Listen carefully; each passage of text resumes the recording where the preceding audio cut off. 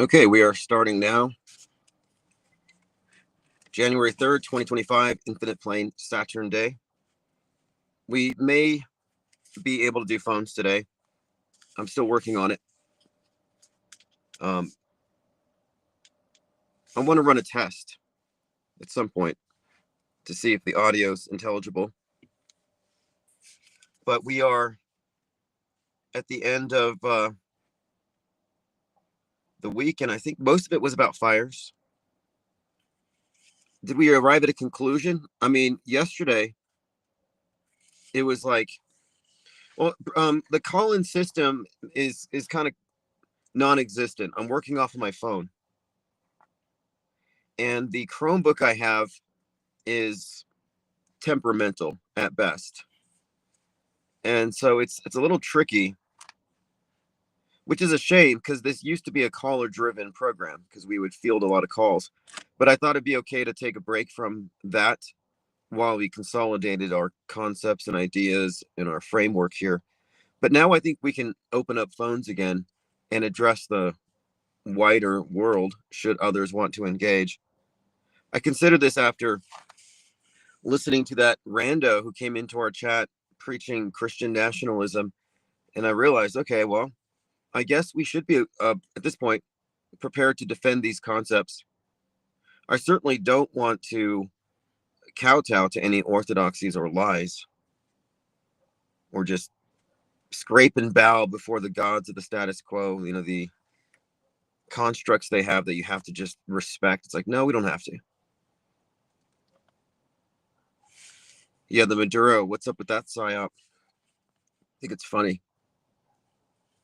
A lot of costume changes. But again, it was a continuation of the fire if you looked at Venezuela. The night before, I think it was Synchromorpheus was comparing him to Saddam. Like some kind of similar archetype, this made-to-order bad guy. Now he's in New York. He arrived, and they are basically charging him with narco-terrorism. Like, that's weird. You just arrest somebody's president. I heard other people are also involved now, or other countries are calling for Trump to get involved and arrest their presidents. Let's Go says, Tim, get yourself an Apple Card. You can get a new MacBook for $0. That would be nice, actually. That would be nice. I left my old laptop behind. Leave your laptop behind. I had to. It was like spur of the moment, but it was worth it. I know we had to be inconvenienced, but yeah, it would be nice. It would be nice to pick one up. I don't know if I would qualify for something yet. I'm working on it. One of the reasons I'm going back to school is I think it will be an avenue to find more work in a number of areas. Not to mention, I'm really focusing on publishing, and I would like to be more involved in the technical side of it, like AP standards, with the tabloid I'm talking about. And then we are going to run this as a press organization. That's why we issued out all the press passes. Part of the great deconstruction is what we're doing, what we're creating to provide a starting point for anybody who reaches this. So anybody who goes off world stage will see, okay, well, here's our parallel media. Here's our timeline. Here's our diagram, our chart showing the program that has been implemented, that we're living through, going all the way back, maybe 100 years. But once we have that as a foundation, then I think things will get a little more interesting. But we have to really get that going first.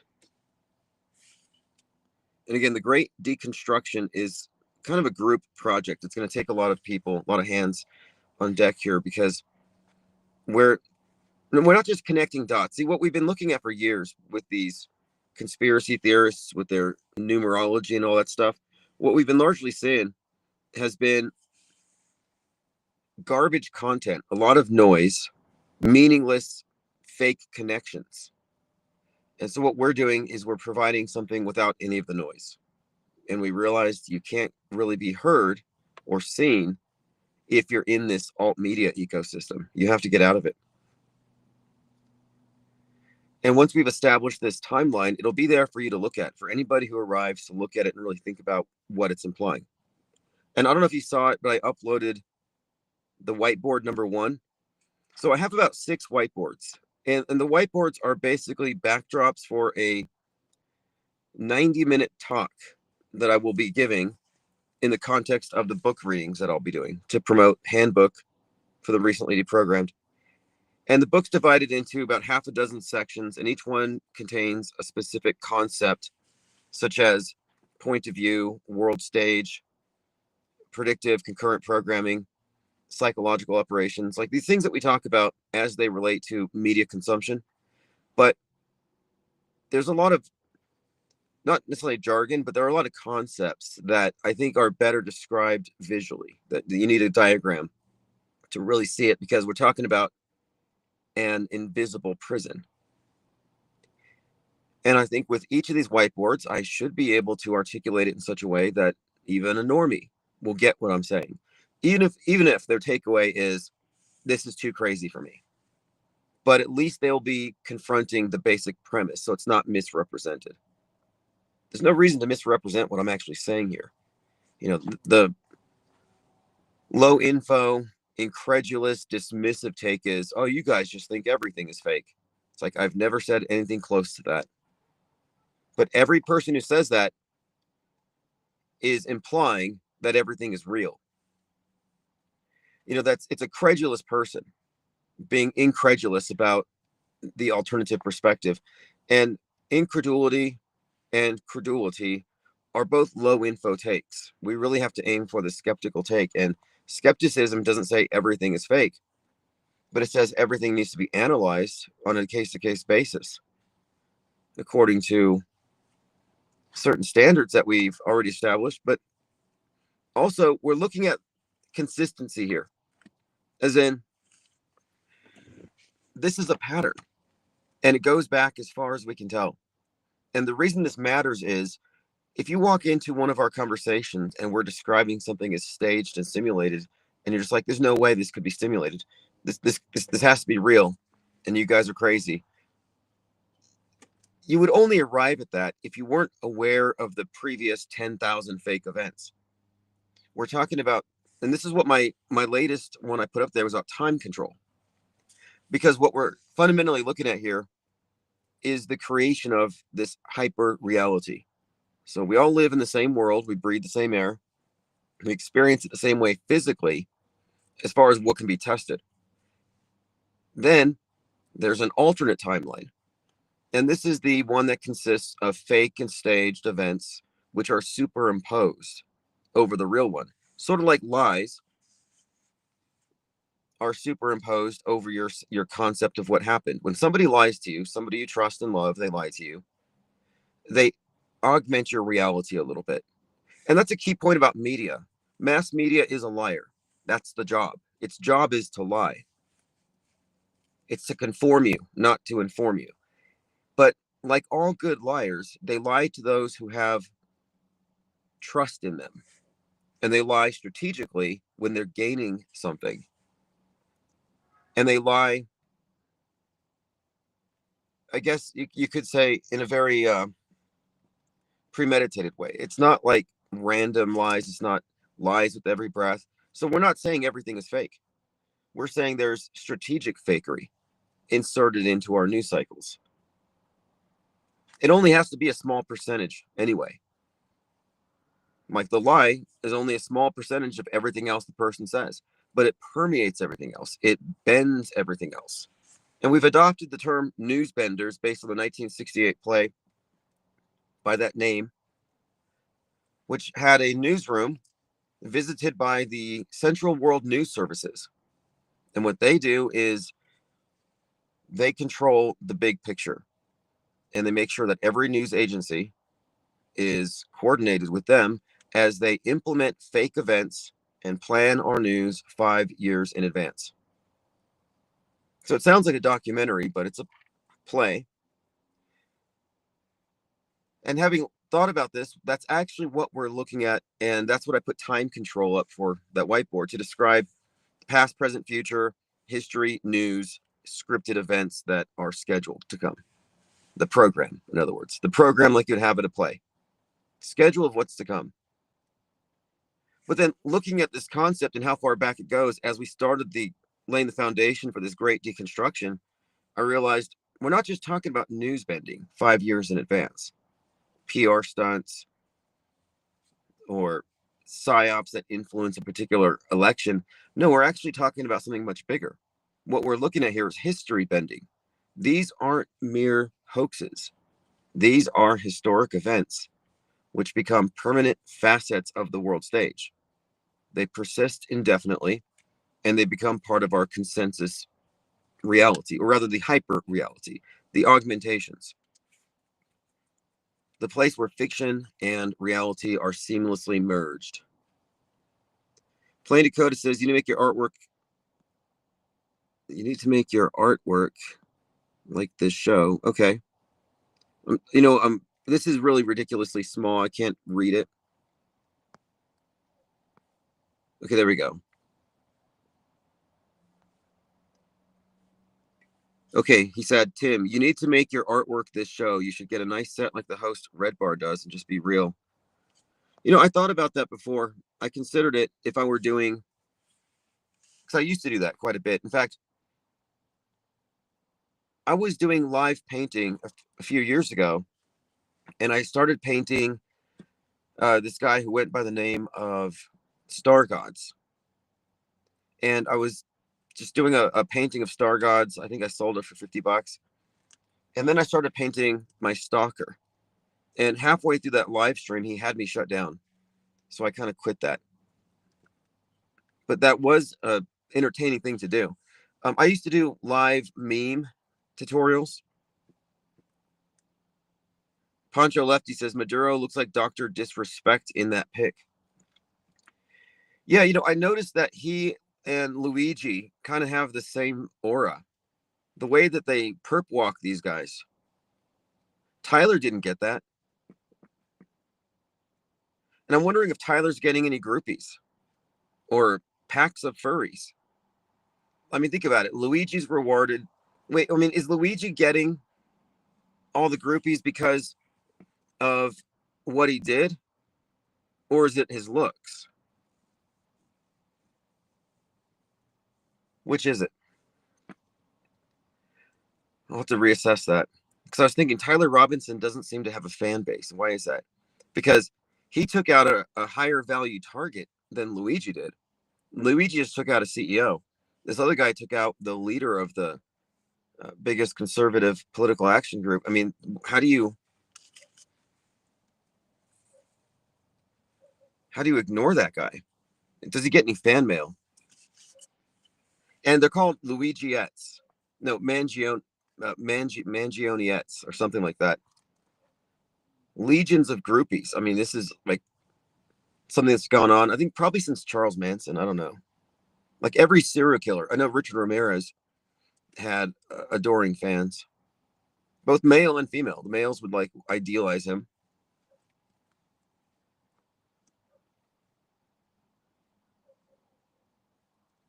But anyway, it's all theater in my view. Like I said at the very beginning of the year, a couple days ago, every single psychological operation, significant historic event, major hoax that we experience over the next year has already been planned, is already written. The actors are practicing their lines. The relevant agencies are in place. In other words, we shouldn't act surprised by anything necessarily, at least not in a visceral emotional sense, like, oh, we're reacting to this horrible thing that happened or this crazy thing. Because how can you be surprised for something that you know that's coming? It's like a surprise party that you know is happening. You might have to act surprised just to not let down the guests, but like I can't act like this stuff is really shocking for me. Even the fire thing, tragic if true, horrible if true, but the Guy Fawkes mask is really throwing me off. We talked about that extensively last night. because these are props. These are very significant symbols. That one in particular. And for that to be the face of it, the person who set it off, Guy Fawkes, terrorist, Guy Fawkes Day, celebrated with bonfires and fireworks. Yeah, I'm leaning towards theater. And there are other reasons as well if we start listing all the hoax indicators. I mean, it's certainly within the realm of fakeability. Does it qualify as an extraordinary event that we should immediately consider to be fake? I would say yes, given the wider context, as we discussed last night. All the fire stuff, the fireworks stuff, the burning cathedrals, the migrants with Roman candles shooting at cops. And then, and I haven't seen it yet, but Avatar 3, Fire and Ash. And again, we went into this last night in detail. So if you missed last night's live stream, I'm sending out the archives, and you can also find us on Spotify. I should promote the Spotify link more. I only have about 700 subs there, but more than 500,000 plays. At one point, my Spotify had 4,000 subs, and that's when my stalker accessed it. And I had to fight with Spotify for a year to get control over it again. But I mean, it was just insane. Now, he doesn't live rent-free in my head. I don't even think about this person. And the last time he hacked 9 of my social media accounts, I wasn't even really bothered. I just went to ChatGPT and I asked it to draft me a letter for the legal department of that particular platform. And I found that those letters did the job. I got all my accounts back. So it wasn't even a big deal. And every one of those is evidence. Every one of those incursions is evidence against him. And these are legitimate, federal crimes. So I was like, cool, thank you. Thank you for demonstrating that this is indeed a pattern, demonstrating malice. So when I collect, not if, when I collect, it's treble damages. What's up, big money ballin'? And what I'm going to do, and this is a guarantee, because it's going to happen.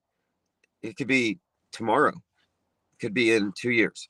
When this individual, my stalker, is brought up, because I've been very diligent with my FBI files, my reports. I've reported everything. When it goes through, when he's actually extradited or something, there will be a lot of damages he'll have to pay. I will be given statutory damages for each of these incursions and a lot of other things. Plus, there's the civil side. But all of that money is going to be conspicuously invested into the IPS, because he essentially ruined his life trying to destroy us. I mean, this person's been at this for 7 years. His job, which he told me, his goal was to destroy me and the Infinite Plane Society for some reason. And so it's only right that any kind of awards, any kind of damages collected as a result of this are spent in such a way that from his cell or wherever he is, he can, see it in some way, which probably means investing into the publishing, but who knows what else. And I'd really like to create the perception that it's being almost not squandered, but like flippantly used, like we're burning his money. That's kind of the feeling I want him to have. We're not really going to do that. Like that guy from Project Veritas, James O'Keefe. Project Veritas is such a joke, and that's where Laura Loomer came from. Project Veritas is like fake independent journalism, but they're all working for the PSYOP entertainment complex. But they kicked their leader out, James O'Keefe, who got his start exposing Acorn with these ridiculous costumes. And back then, I thought it was real. Now I'm looking at it, and it's like, okay, this is obviously a hoax. This guy and Lila Rose dressing up like a pimp and prostitute, getting loans to traffic people through Obama's program. totally fake stuff. This is the guy that records interviews, and he always gets these not whistleblowers, but these drunken employees to inadvertently blow the whistle on some scandal or another. But it's just so theatrical. It's so fake. And they never talk about the real things that matter, like simulated events, crisis actors, none of this stuff. Like, you think if Project Veritas was real, they would go after something like the Squib thing or questioning Butler, but they don't go there. So these are establishment controlled independent journalists, completely gate kept.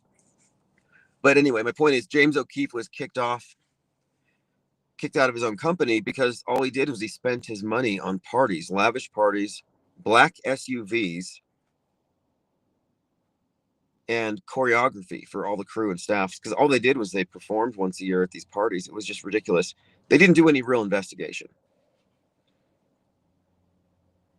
And then he moved over to OMG, which is O'Keefe Media Group, a rebrand, but still no indication that he's actually doing real journalism, because they don't. It's all so fake and rigged. Laura Loomer, you're getting Loomered. She's like this investigator. No, these individuals are characters. They're 100% controlled, and they're not even like, I don't even think that they have any idea of how bad it is. I think many of them might actually be somewhat insulated. But that's one of the questions that we have to ask, and we'll get our answers as we start doing the great deconstruction. Who knows what? What level of probable deniability does this person have? Like, for example, we could list a dozen or more people by name who obviously know Charlie Kirk is not dead. Probably more than that. We could list a number of people by name who know that Trump wasn't really shot. And that would obviously include the Secret Service. And when you start getting into the details of who knows what, who was there, it starts to create an interesting picture. Like, there's this pattern that emerges. And the pattern here reveals that media isn't really what the public think it is. That the media itself, its role, although a lot of the time, like a good liar, it's just repeating reality, but its role is actually something completely different, which is fundamentally undermining reality or enhancing it. I mean, is it more entertaining? Is bread and circuses seems to work? What's up, Tunex? Lasers Go Pew. Thank you for joining. So this is Infinite Planes Saturn Day. The story with the president of Venezuela is still somewhat new. I knew something was going on this morning as I was driving out to run some errands.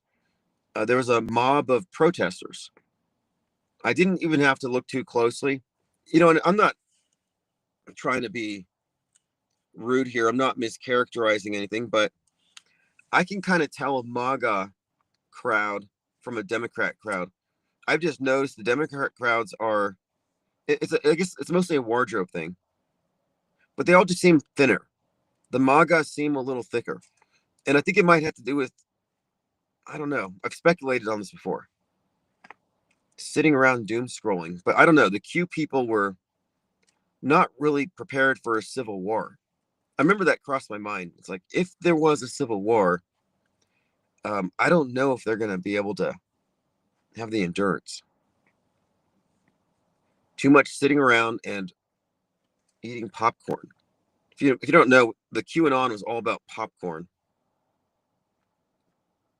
And popcorn was a symbol for it's all just a show. It's all just a movie. And it's ironic that they would say something so accurate and so true, but still have it so wrong. Because, of course, to them, movie didn't mean fake. So we're, at this point again where we have to acknowledge the compartments. This is the reason why we had to do this. Because the word fake has a different definition depending on who hears it. Mainstream, alternative have different interpretations of that word. And when we use it, it's something else entirely. That's why we've moved away from words like fake and hoax. Even the word psyop is kind of vague, and the way that it's been appropriated and used in the last couple of years, I don't know. Um, I'm using restream.com, by the way. So we're on two different YouTube channels. The other channel we're on is the original Infinite Plane Society channel that was shut down in 2018, and it was gone until last year. And what happened was at 2 in the morning, I woke up, and for no reason, something told me that I should email YouTube and try to reopen as many of my old accounts as I possibly could. And the idea would be, of course, to upload a video on each and try to bring back the number of subscribers. And it worked. I went right over to YouTube and I used ChatGPT for help. And I said, hey, can you just reopen this account? I promise not to spread misinformation. And weirdly enough, they opened it. And that's the one that has 5,500 subs or something. Attrition. It used to have 7,000 something. We went from 300 to 12,000 subs in 2 months in 2019. And looking at the analytics, the numbers, we'd be getting 100,000 hits per video. And I remember the quality of the comments I would get, the emails, the people who would call me. And at that time, I would take calls live and when I'm not live. I would take calls whenever. And I was all about just gathering the intel. And that's when we really started expanding this thing. But that shows me how fast this can scale up. That shows me how many people out there are one step away from off-world stage. And many of them were just not into the news, but had this natural distrust of it. Because for a lot of people, this is a slow paradigm shift. But I do think there's a possibility, or actually almost a certainty, that for many it won't be slow. That a lot of people will get it because they're not emotionally attached to all of the BS.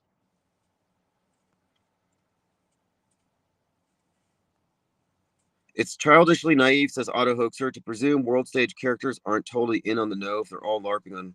No, here's why I would disagree with that. If everybody is in the know, then the thing is compromised. Any person could accidentally squeal. I think that you're dealing like in the military, for example, you have security clearances. Everything's on a need to know basis. Does everybody need to know? Does every person who's involved at the level of crisis acting need to know about the meta script, fake history, what NASA's really doing? I don't think so. I don't think that just because somebody's participating in a school shooting psyop, that they necessarily have to know that 9/11 was a movie and nobody died.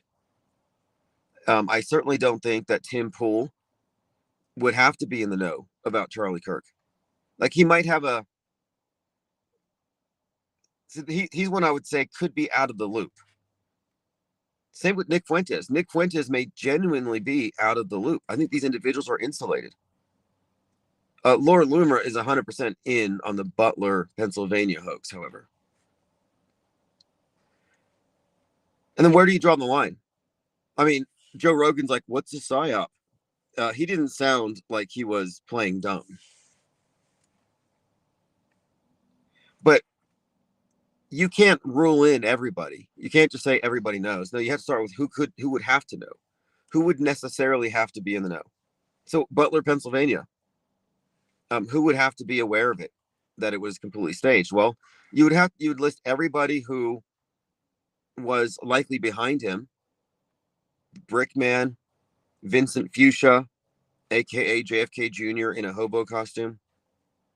Obviously the Secret Service. And I think you could rule in, is it Doug Mills, the photographer that photographed the bullet whizzing by his ear?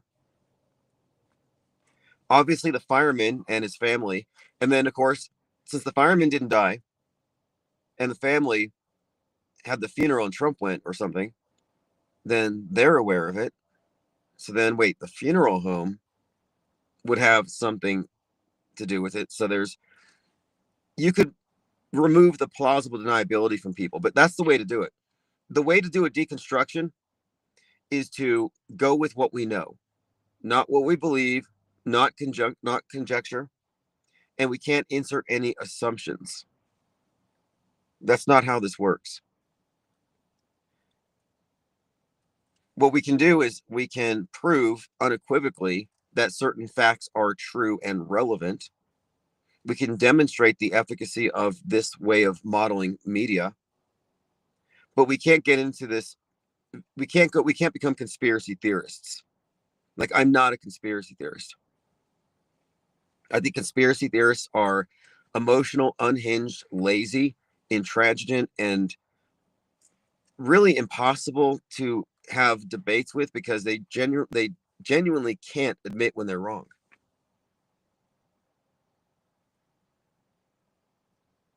Once they've latched on to their alt narrative, it's permanent.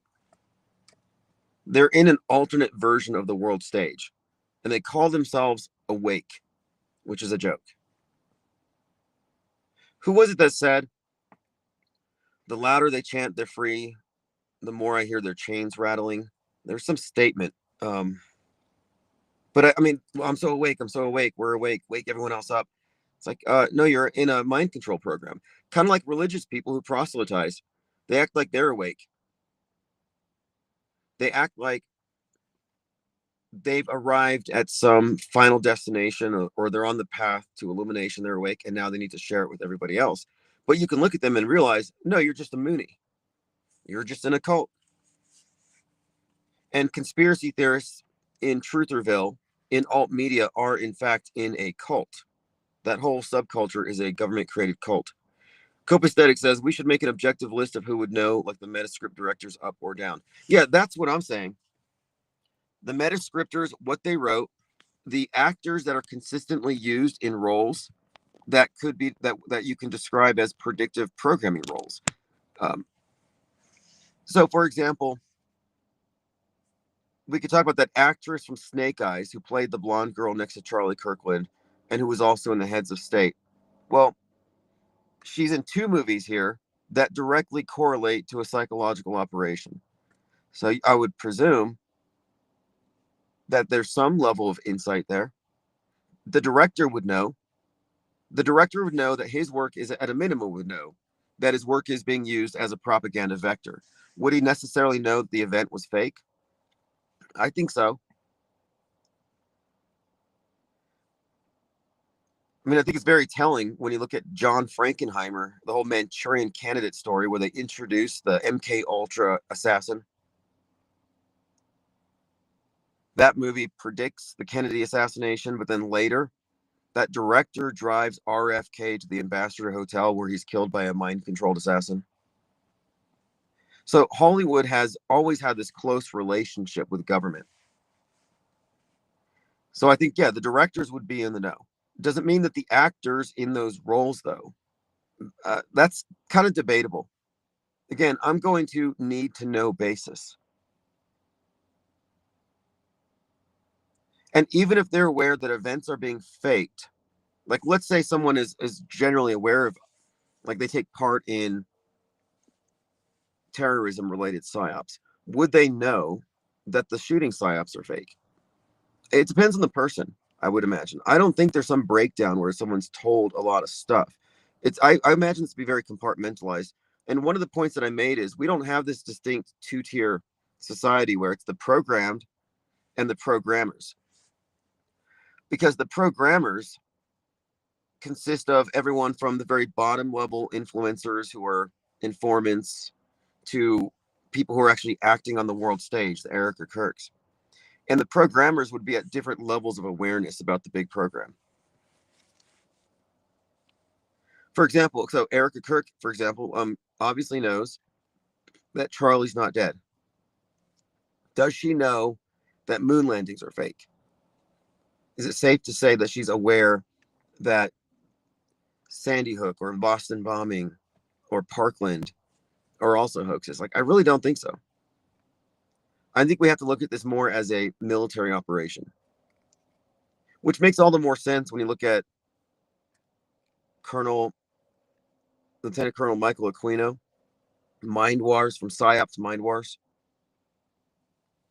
And hey, the title of that, from PSYOP to Mind War, it's talking about this notion of, because PSYOPs have an established definition, which is why I'm kind of moving away from it. PSYOPs have a military definition. So one example is using the local myths about vampires to spread rumors among the population that there are vampires, and then providing corpses with wounds that would suggest this. So PSYOPs could involve real killings, real deaths. PSYOPs are force multipliers.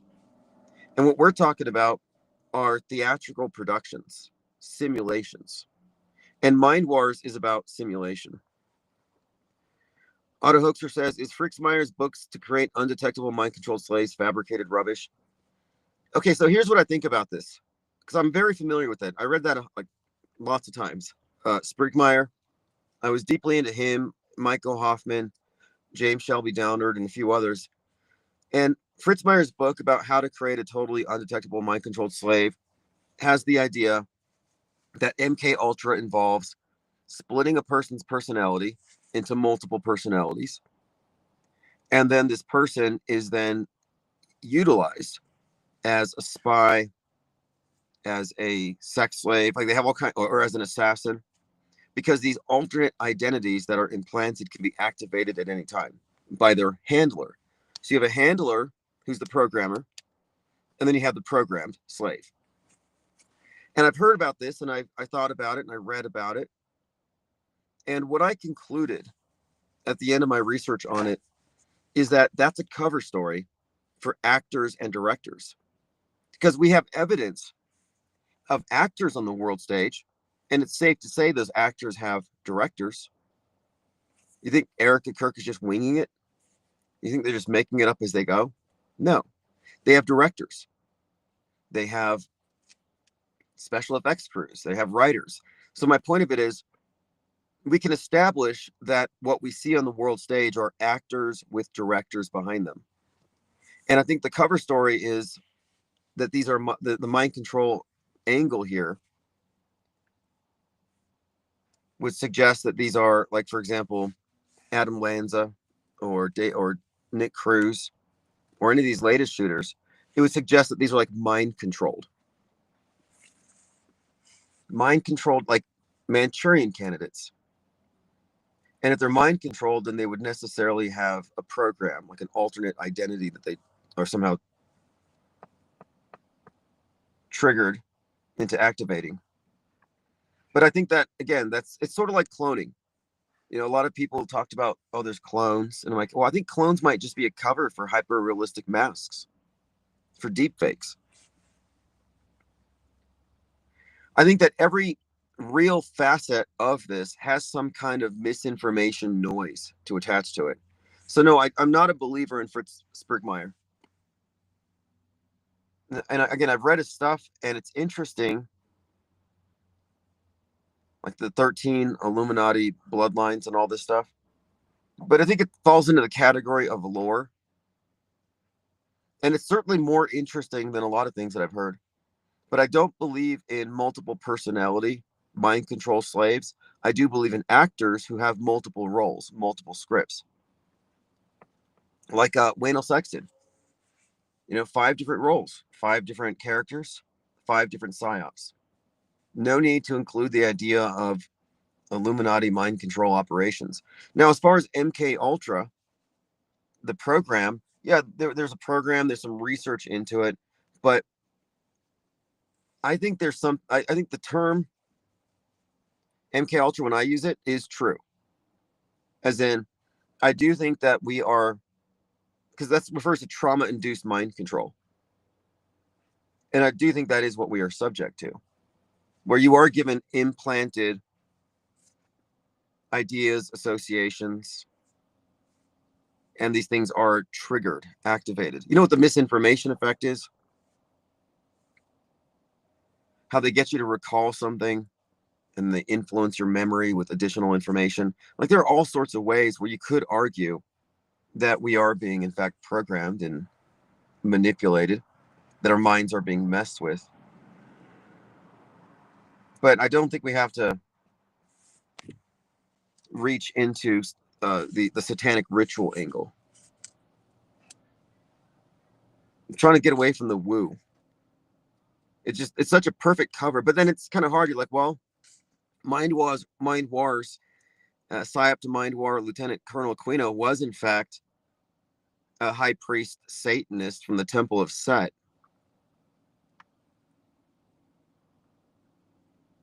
And I did find some comments by certain members of the Church of Satan in some magazine somewhere, and they described something that was referred to as aesthetic terrorism. Maybe it was one of the Apocalypse Culture anthologies, but aesthetic terrorism referred to the use of art or film to manipulate the minds of the masses, so that because in their philosophy the masses are sheep, and that it's only right that they are ruled over by these superior beings, so these self-professed elites. And the Satanists called themselves the alien elite. And in this article I was reading, I read the phrase aesthetic terrorism, specifically talking about using aesthetics, art, etc., to somehow direct society, steer society. And at the time, I thought they were just speaking vaguely, influencing culture, shocking art, transgression. But thinking back a little further, especially the Charlie Manson and then the Kenneth Anger Satanist associations with the various musicians in Hollywood, I'm starting to think, well, maybe not. I'll revisit Fritz Sprigmeyer's work, but again, I think he's also a J pill. So he may have some interesting information. He might have some parts where he's correct, but he's also part of the establishment. Look, if you're alt media, you're establishment. Alex Jones, establishment. Stu Peters, establishment. Nick Fuentes, establishment. Even Candace Owens. Lily Bell says there's definitely something wrong about Miss K. Well, that's what you're meant to believe. You wouldn't believe that if they didn't want you to. I don't think there's something wrong with her. I recognize that her character has something wrong with her, that the character she's portraying is obviously deceptive, Jezebel witch, probably killed Charlie, probably has a shady past. She's got a tramp stamp and has multiple ex-boyfriends that some of them knew Charlie. So there's a lot there we don't know about her. But all that shadiness is all the sketchiness, it's all planted there by design.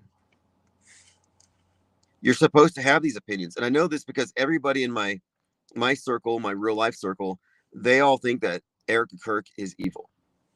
And I'm like, they wouldn't have known who she was a few weeks ago. How do they have such a uniform opinion? They all suddenly know this person they never met, who they've only seen on TV. They all know that she's bad. She got pregnant by J.D. Vance. She killed her husband. And she's secretly power hungry and evil and working for Russians. I mean, there's a lot of stories about this, or she's working for Israel, however it works out. My point is, her persona, the character that we've grown to love, is exactly the character from Tempest. Exactly. Autohook says there's no reason to presume actors playing multiple roles aren't MK Ultra. Well, MK Ultra doesn't exist the way Spritzmeyer says, except when he says it. The actual program was actually pretty lame. Like a lot of us have done worse stuff to ourselves, like doing acid. I mean, what was part of MK Ultra that was all that groundbreaking? I'll have to go back and check it out, but I think it was about trying to create a truth serum or something. They were trying to use LSD. Some guy jumped out of a window and they ended the experiment. It just seems rather tame. But no, I don't believe in multiple personality mind control slaves. I don't think that's true. Like Kate Perry does this move when she's dancing where she blinks one eye and it looks like a robot glitching. And that clip went viral. And a bunch of people said, oh, she's MK Ultra mind controlled and she's glitching. That's truth or lore.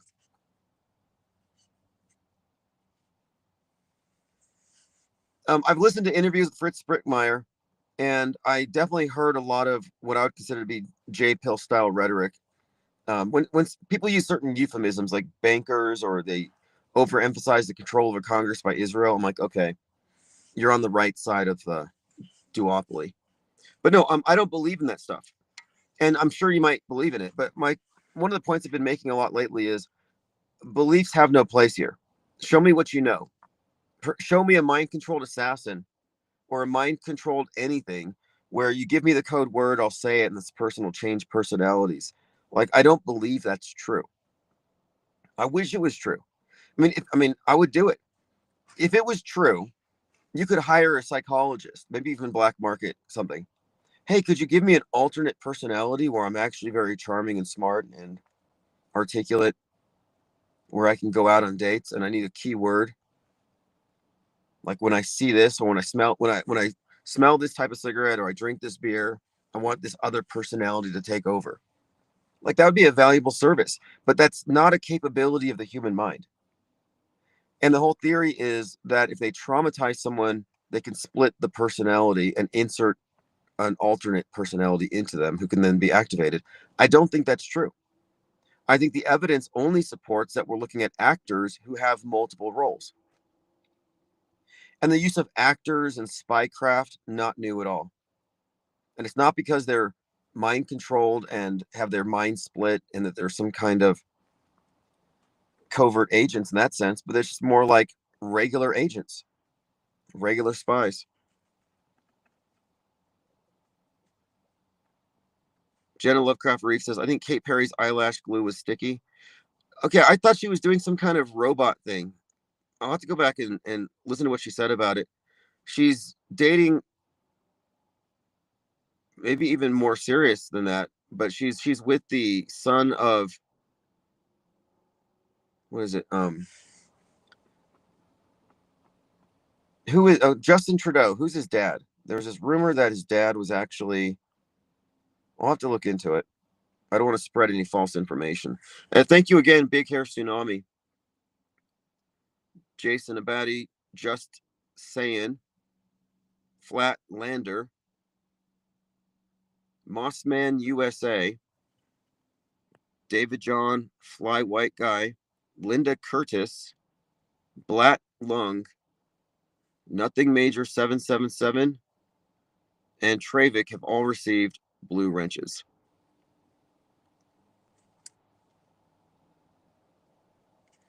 Auto Hoaxer says, you can't explain no whistleblowers ever. Only hypno-slave programming makes that sense. No, I don't think so. I could explain it. Why don't we have whistleblowers for any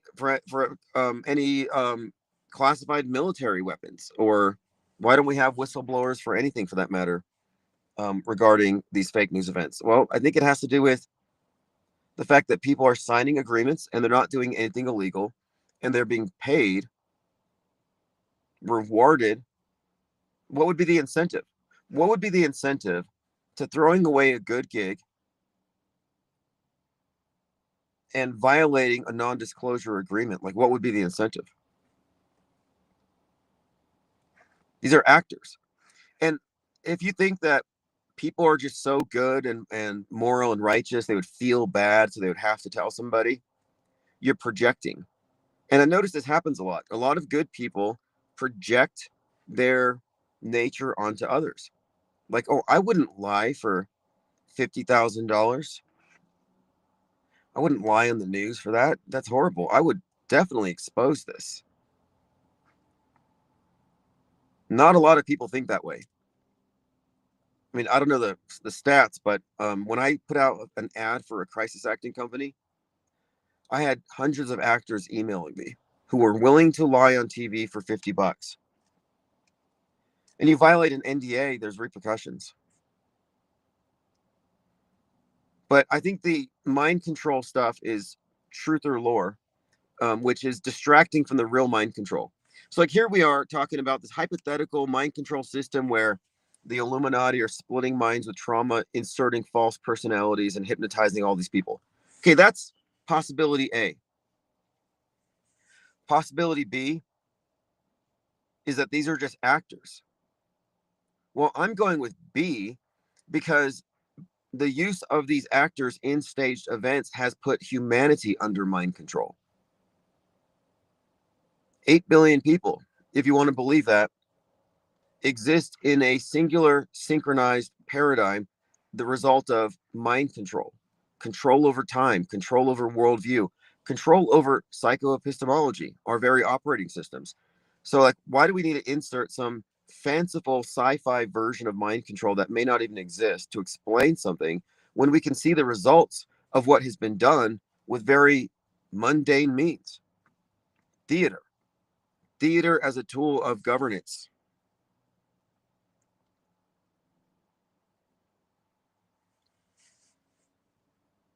And I'm open to the idea, but I would need to see some literature on it. I would need to see some literature on hypnotism and mind control and split personalities and all the rest. That's kind of where I need to go. Oh yeah, that's right. Fidel Castro. Thank you, Lean Dion. Fidel Castro's son is dating Kate Perry. You know, I was really disappointed by her trip to space. I think the only person that believes Kate Perry went to space is Jeranism. You know, she doesn't believe it. And she went up there with no distortion to her face. The G forces did nothing to her face. It didn't melt. And that's what it's supposed to do. It's supposed to stretch. You're supposed to see the skull, and then the flesh is just piled along by the side of the head. Not a pretty sight, but that didn't happen. But I expected it would be better when she went to space based on her live performances, because she's all about hanging from wires, levitating, acrobatics. But we see them in that capsule in Jeff Bezos's dong rocket, and it's jump cuts. You don't see them floating. It's just cut, cut, cut, cut. And the one time you see Kate Perry, she's blocking the camera because she's staring into it, holding a flower. Do you remember she came down and she kissed the ground? And then there was some kind of incident where somebody opened the door and they had to shut it, and they had to, like, ceremoniously open it. And it's like, wait, how did they open the door? It's not supposed to be openable from the inside.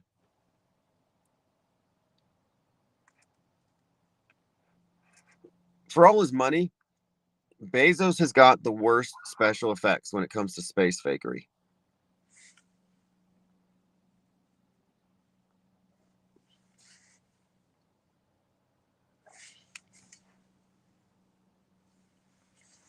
All right, so let's continue. I'm just going through your comments.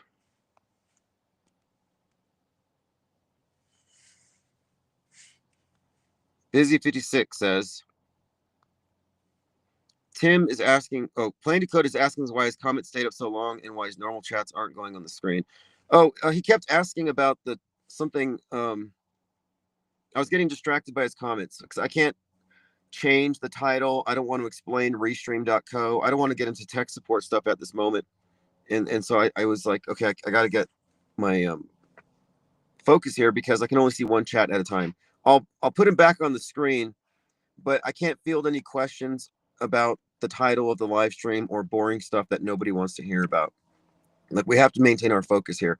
And what we're talking about is the fact that every single fake event we're about to experience has already been scripted and written in advance. That's all. No reason to overreact to anything. I mean, I can fix it. I can put him back on the screen. But again, sometimes like right now, I'm working on a very small budget. Things aren't exactly stable. They're not optimal. And I have to work with what I have. And so there are times where I just can't take the time to update the title. It would be counterproductive. And if I have someone asking technical questions and it goes on for more than one or two, it risks derailing everything. And at this point, I don't think I can handle that. I think we're better off not wasting our time. I don't mean to be rude. I mean, if everyone wants me to put this person's comments back on, I will, but I can't even answer the question about why his comment stayed up so long. It's because I'm not focused on it because the screen is like so miniature I can't even see the letters. So let's keep our focus. Lily Bell says, now people are saying Erica Kirk is John Benet Ramsey. Right. It got passed on from Kate Perry to Erica Kirk. And Erica Kirk is the brother of J.D. Vance, which I've heard, which means Illuminati inbreeding or something. Because the same people who are saying their brother and sister also said that she's carrying his child. And then Nicki Minaj came out and said J.D. Vance was the assassin. And Erica Kirk didn't say, no, he wasn't. It was Tyler. She didn't even say that. If you watch the exchange at America Fest.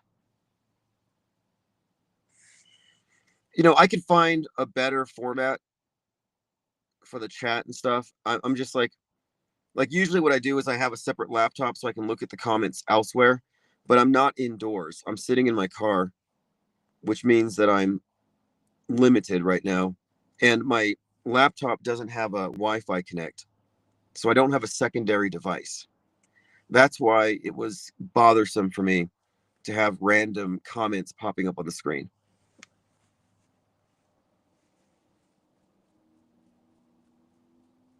And when we have bigger numbers, more listeners, I don't even have to address that stuff. I would just ignore it because we'd have a constant flow of relevant comments. I've also started actively blocking people who are proselytizing for chemtrails, like I said I would. And I'm more or less blocking people who are pushing mainstream media advocacy. We don't need that. We've already defeated that. Entertaining it at this point is counterproductive. For what anyway? You know, when you get to the point where you've deconstructed all these things, the only people hanging on are the diehards, are the ones who just are clingers. And you'll find that this is true in cult psychology. If you have a cult with 1,000 people, and then it's determined that it's fraudulent, it's based on lies, you'll lose 900 people, but the last 100, they'll double down. And then they'll attrition from there. But the last few will cling the hardest. They will not leave no matter what. Like there's still some QAnoners out there camping on Dealey Plaza waiting for JFK to come back. They're just waiting.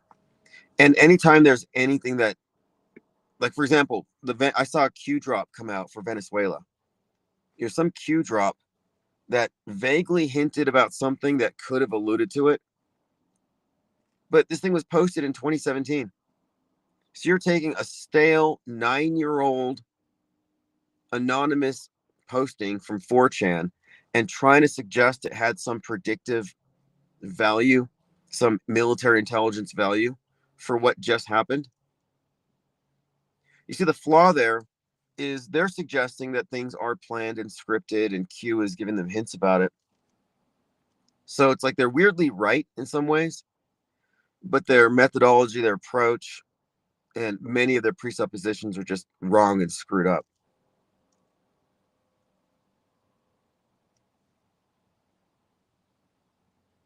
But imagine still having that in your head. I'm going to go dig through I'm going to dig through my drawer and find the Q postings and then find one that might be relevant to this. That is the definition of Texas sharpshooter fallacy.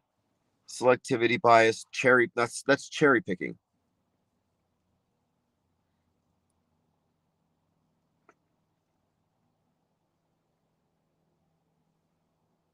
That kind of cherry picking is what they're reduced to. And I was like, let it go. How can they still cling to this stuff? But that's how cults are. The ones who are the last ones just feel like they have to die on that hill. Lily Bell says JFK's granddaughter died last week. Yeah, I saw that. She announced that she was going to die in 11/22, and then she dies. And in our Discord server, I think it was Violet pointed out that The article is 9 minutes and 11 seconds if you listen to the audio.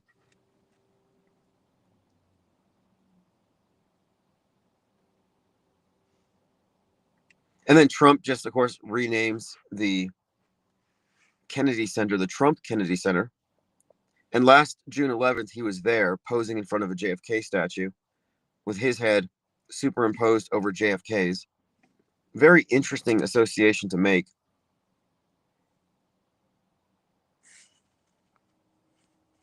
And I mentioned this last week. Miles Mathis did an article about the home movie JFK did 2 months before he died. On September 22nd, 1963, JFK was part of a home movie where he gets killed.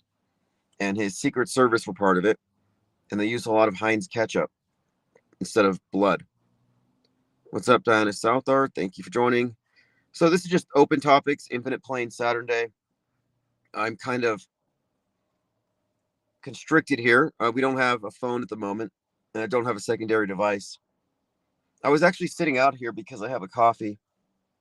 And if you go to Starbucks, they serve it so hot that you normally can't even drink it till the next day. But I figured I'll sit out here in the freezing temperatures, and then I'll be able to drink it at some point tonight. I will put everyone back on the screen. I think it resets, or I can add them back. It's not blocking people. Like, your chats are still visible to everybody else, but they're not going up here on my screen. But if I block them, it's because tonight I've been restricted. I can only see one comment at a time. And when I touch a comment, it highlights and it's unreadable. So it's become very tricky. But once I get settled, we'll be back to a call-oriented program.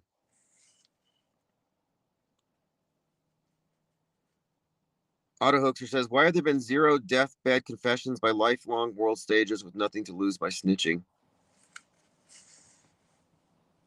I don't think people are tortured by their conscience for jobs that they had a great time doing that they really believed in. I think you might be projecting this notion that people feel guilty for doing bad things that they get paid a lot of money for. There are plenty of liars in the world. I spent a lot of time around liars, manipulators, psychopaths, narcissists, people I consider to be fundamentally evil, warped, twisted. Essentially vampires. Like, vampires, they're cool in the movies, stuff, but no, actually that's kind of fucked up. They will bite you and suck your blood and turn you into some creature that they control. Like, that's actually not cool.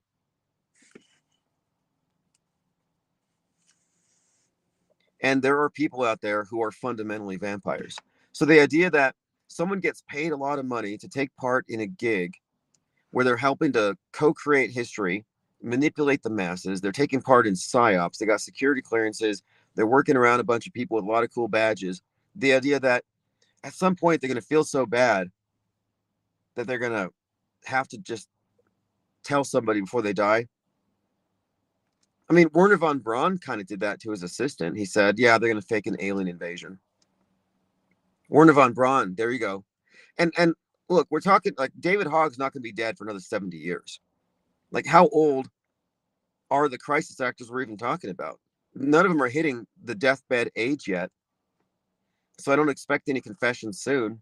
But you said, how come there aren't any deathbed confessions? Yeah, look at the very famous deathbed confession of von Braun and what he said would happen in the future. Terrorism, asteroids, UFOs. Michael Lito says, to get the numbers up, would you consider going on the tinfoil or Joe Rogan? I would talk to tinfoil. I wouldn't talk to Joe Rogan. Well, Joe Rogan wouldn't talk to me. And I don't know if tinfoil would. Although I've listened to him enough, and I consider him someone who would get this. He's certainly shrewd enough. He would get it. And I think he wouldn't even have to agree with it, but I think he would entertain it because he's taken on some topics that generally people in that side of the media ecosystem don't go into. Like, he talked about John Benet Ramsey not existing. His comedy is actually kind of funny. I did watch one of his comedy specials, but I consider him to be a run of the mill truther in terms of like very conventional truther, like on par with someone like, well, not even as extreme as an Eddie Bravo. Like Eddie Bravo is a hardcore flat earther, I believe, and 5G phobic. But yeah, I think the Sam Tripoli podcast covers a lot of conspiracy theories, and this is not a conspiracy theory. Well, it hasn't been, and I don't consider it a conspiracy theory because it's true. But the way I present it, I think you would get it, because I'm presenting this as, oh, I can demonstrate that there is a conspiracy to control history, to control time, and here's how they do it. You know that stuff that we talk about, predictive programming? Yes, obviously, and that would be the starting point, because everybody in Trutherville knows about predictive programming. Well, I could explain, well, here's why it's really done. It's not revelation of the method. It's not karmic consequence aversion by media operatives who are planting seeds because they want to avoid karmic repercussions. What do they call that? Revelation of the method. They have to tell us. They have to get our consent. Like, that's the general explanation. InfoWars uses it. But I would like to clarify that. I would like to clarify, no, this is the real purpose of predictive programming, which is a misnomer. It's just programming. We call it predictive because we notice it. I mean, I guess a lot of it is technically predictive, but it's not only predictive. There's predictive, there's concurrent, and then there's reinforcement. And the reinforcement is the part where it really cements the reality of it, because that's where you're engaged in it. When it's merely predictive, nobody's talking about it. When it's concurrent, it creates an echo chamber effect. But after the event happens, they do nothing but reinforce the essential reality of it.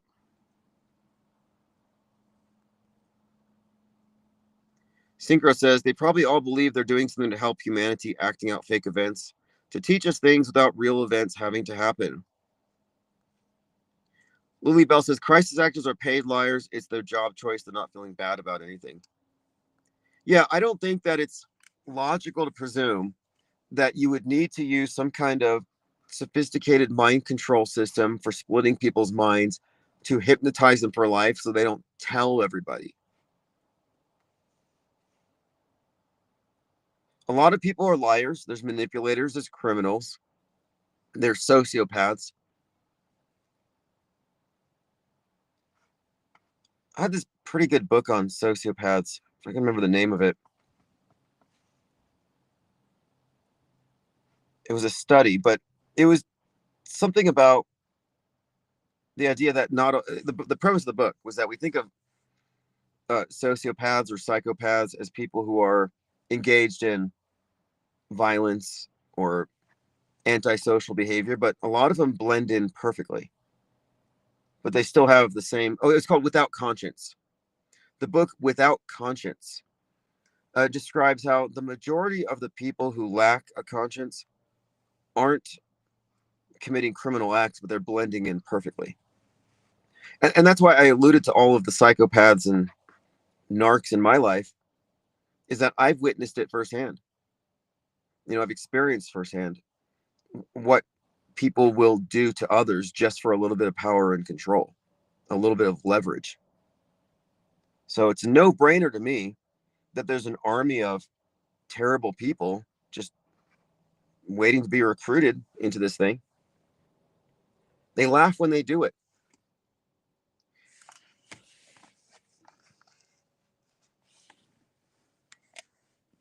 I look at the astronauts, and these guys, like a lot of them are getting up in age. You think they're just going to suddenly just come out and talk about it? I don't think so. I think they've been well compensated. I don't even think it requires threats. Like, if you talk, there'll be retaliation. I think that they have it so good. They're an elite class. They've been, in fact, I would even argue here that crisis acting is looked upon by actors in Hollywood as like a status thing. Like if you're in Hollywood and you get involved in a psyop, that's next level. Like now you're working for, you're manufacturing history itself. It's got to be a huge ego trip for these people.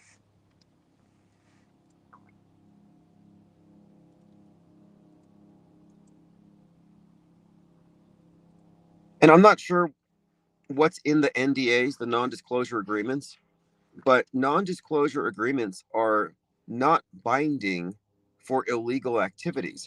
And another thing to consider here is that the events that we're describing aren't real crimes. They aren't real attacks. Nobody's dying. If nobody's dying, if these aren't real attacks, if there's nothing illegal going on, then the non-disclosure agreements are valid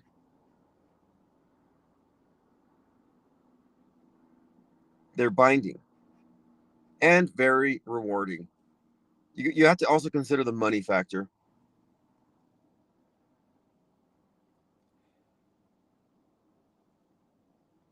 You can buy people, you can buy their loyalty.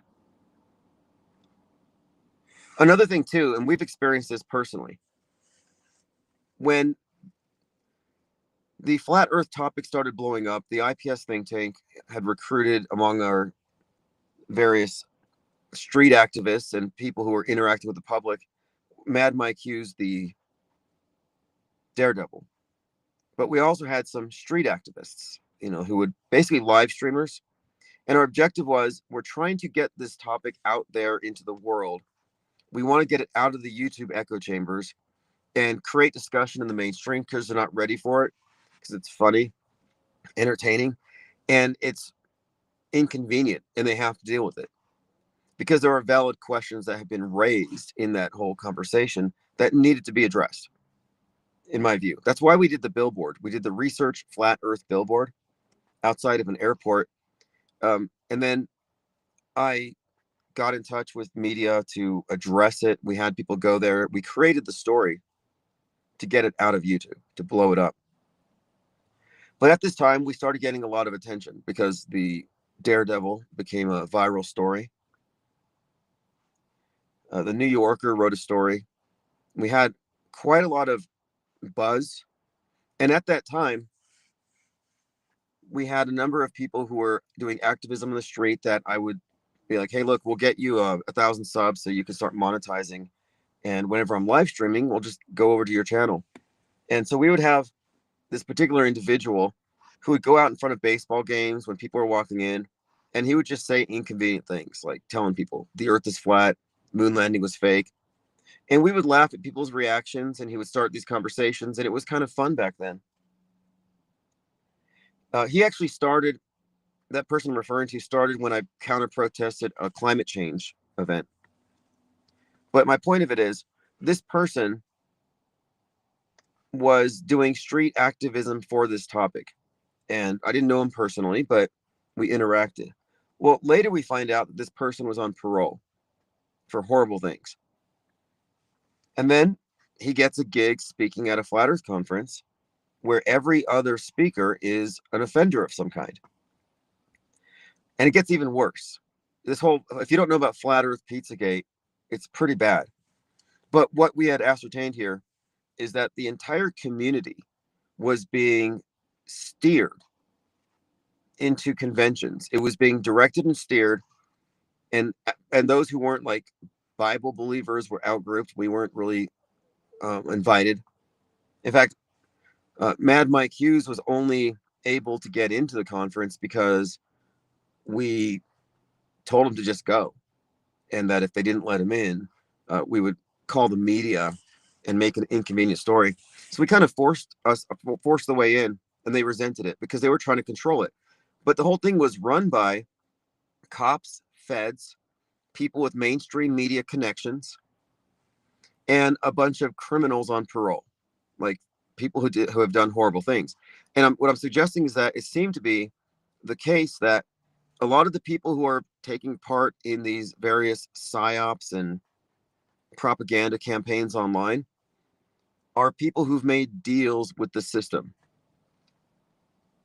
compromised individuals who had a choice, spend your life in the cell or do some work for us. So apparently, the PSYOP entertainment complex gets a lot of its foot soldiers from prisons. I mean, can you explain to me how 5 out of 7 keynote speakers at a conference would all be sex offenders or adjacent to that?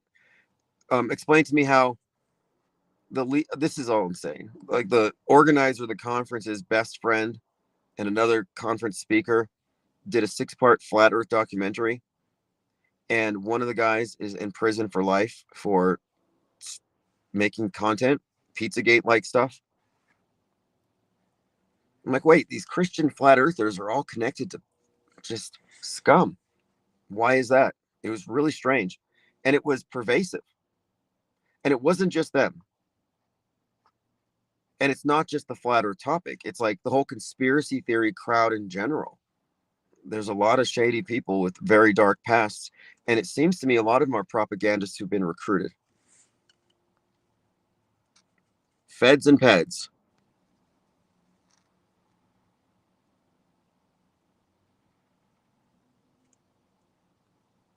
And I think this is standard operating procedure, similar to the documentary Mirage Men. Tominoid says, I'm guessing the same goes for most of the anti-FEs too. Yeah, that's a valid question. In fact, you know what? I could point out some people, because one of the things that I learned, and this is intriguing, there were a number of people, like they control both sides of the debate.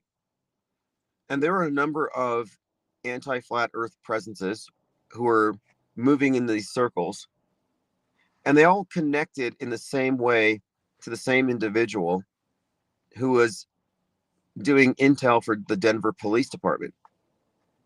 So I had this conversation with someone who was part of a group. He had a very big channel, and he told me he worked for the Denver police, that he did intel, and he was connected to all of these felons. And so I kind of saw this relationship that seemed to be evident of handler and the handled, that these individuals are given certain individuals to work with. I mean, it's really pervasive, though. I'm pretty sure that the entire media ecosystem is controlled and that law enforcement and intelligence agencies are all over it. And these people did not act like normal people. It was very bizarre. When I walked into the Flat Earth conference after we got Mike in there, the leader took me by the wrist and walked me over to some guy who was in another room looking at screens. And she's like, "Oh, John, this is the guy I told you about." So they had some cop basically running security for the event. And the entire time I was there, I was monitored. And everyone was walking around like with earpieces in. Like, this is a conference for conspiracy theorists, but it was like everywhere I looked, it just looked like feds, cops, peds. I mean, what is with that? There's a motion detector light out here, and every few minutes a cat walks by. This little cat was begging me a little while ago. Look, the most popular channels that have huge followings, and you don't know how they get it, the most polished presentations, all fit a certain pattern.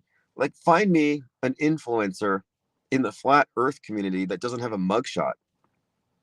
Find me one. They all have mugshots. Witsit spits it. Do you know how Witsit gets it? Got his name, Witsit spits it? Because in one of his many arrests for domestic violence, he spit on the girl's face. Nice guy, right? Completely rational, logical. He can cite what logical fallacy you're using. Although he believes in chemtrails, which kind of invalidates all of his supposed rationality, because he abandons his own understandings to arrive at that ridiculous conclusion.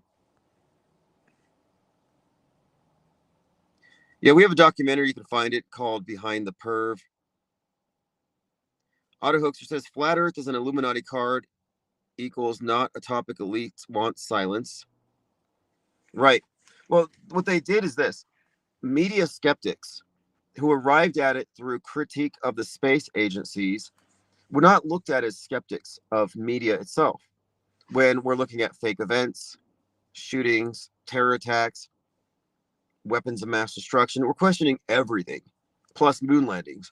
But then they give you the title Flat Earther, and now you're lumped in with some debate that you're not even trying to assert necessarily.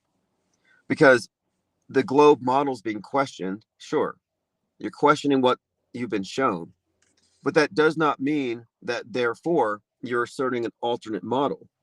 And the reason I rejected that from the very beginning, the reason why we had the title Infinite Plane is I said, we can't assume that the alternative is just a flattened version of the one that they've given us, the establishment friendly model, because it doesn't change anything. So if you have a debate, flat or round, and it doesn't change the number of land masses, then nothing changes. What difference does it make? And a lot of people would ask that question, like, what difference does it make, flat or round? And it's a valid question because it doesn't make a difference. And their explanation, the Bible, flat earth, compromised movement, their explanation was because it proves the Bible correct. So they made it about Christianity, a warped, flattened version of Christianity.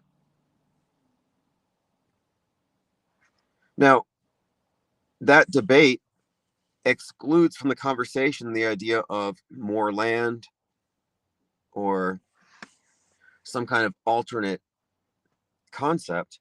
It just puts it into this false binary. And then they're able to control it because all of the flat earth debates, flat or round, were always subject to the standards presented by the globe side, like use science to prove that. And it's like, well, we're not even talking about geography necessarily. When we're discussing media fakery, we're talking about worldview and how you got it. And does NASA footage constitute scientific evidence, or is it sci-fi propaganda? And are we in a closed system or an open system? Because a globe is closed, but a flat earth is also closed. If you assume that it has limitations and a dome and an ice wall. So every version of the alternate model that they were discussing was also closed. So I recognized this false binary from the beginning, and the Infinite Plane Society's title reflected that because I knew this is bigger than shape. This is a worldview question. And we've been vindicated. You don't see domers anymore. I don't see anybody pushing the dome, the ice wall. Oh, you can't go to Antarctica, they'll shoot you. Remember that? All these lame excuses. By the way, I watched Begonia. And I'm going to watch, what is it? Pluribus. I'm going to binge watch it. I just got a subscription, trial subscription. But yeah, I watched Begonia. And has anybody here watched it? I don't want to give any spoilers. I'm going to give you a spoiler alert here, though. It won't be a big one. Flozik says, who is the flat earth guy that you made cry again? Well, I made a few people cry. I made Math Powerland cry. I think I made Jake the Orphis cry as a result of that. The anti-flat earth guy, Craig, made him cry. And he cried because we were debating, and I was trying to debate the existence of the space station, suggesting that it was a simulation. And at some point, I mentioned the Challenger explosion, and I said, those people didn't even die. It was a fake event. And the guy started crying. Like, that's MK Ultra. That's your MK Ultra. Craig crying because a trauma-based memory that he acquired when he was in school as a kid was triggered. I triggered it. I made him cry. Yeah, that was Craig. Lily Bell says the Bondi Beach event was crazy. He's standing on the bridge with a long rifle out in the open with helicopters circling him. But a bystander takes his rifle and he just walks away. Yeah, bad acting. And that guy got $2.5 million from GoFundMe. Let's say he got that money. Do you think his conscience is bothering him? It's like, man, I lied on TV. You got $2.5 million on top of your crisis actor pay. Oh, Roland Reddy cried. Roland Reddy was very emotional. Roland Reddy was a deceiver. If you don't know the Roland Reddy story, in Dearth, look, I lost a bit of respect for Dearth because he's a licensed hypnotist, and I watched him hypnotizing 105-year-old Ruth at a nursing home. So he goes to a nursing home, and he starts. No, Dearth is now fed. Flat Earth Dave. He starts talking to people. He's like, "Do you have any people who are like 100 years old here?" And the employees are like, "Yeah." And he's like, "I just want to go talk to them." So he goes in there and he records, and he's just like, "Hey, you remember when you were in the second grade and your textbook said that the earth was flat?" And these people are like, "Yeah." It's like, "Yeah." He's like, "Oh, let me get this on camera." I was like, "You know what that means, right? That God's right up there and you're going to go see God soon." I don't believe in the Bible, but some people do. And then these people start crying. So he's messing with their minds. He's asking leading questions, and he's trying to create the perception that anybody over the age of 100 was raised with the flat earth because they saw it in school and the textbooks all reflected that. It's like, that's so manipulative. And then at the same time, and this was in early 2020, at the same time, one of his, I guess his name was Nathan Thompson, one of the neckbeards, one of Dearth's henchmen, because they have all these like, there's a group of them. Nathan Thompson is just one. These individuals who all are pushing Bible flat earth, Bible verses. Oh, there's 200 Bible verses that say the earth is flat. So Nathan Thompson, a violent neckbeard terrorist, we call him that because there's a video of him kicking a door down of some single mother that he was dating. The guy was a psychopath. But at one point, he's all ragged and he's got these flyers that say 5G will kill you. And he's running onto playgrounds, chasing the kids, trying to hand them flat earth literature. And the teachers are like, run inside. And he gets arrested for it. But I mean, he was essentially stalking playgrounds while Dearth is going to retirement homes. So they're going for the extremes. Go for the children, I'll go for the elderly. And they're trying to create content out of these people. And then the lockdowns happened, and I was kind of thankful for that. It's like, this is getting too much.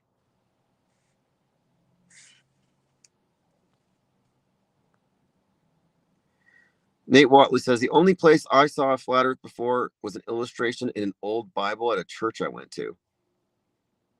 Well, there's a version, there's a model of the world that I think it's from like I don't know where you would find it. It's not like Kabbalistic or something, but I have seen one. It's this is like shale is hell, and then the earth is on top of these four pillars. It's not necessarily a flat. I mean, it's kind of flat. It is. That's not the main thing, but it's like, I don't know. It's a model. I'll have to look at it again. But I don't think I've seen it in a Bible.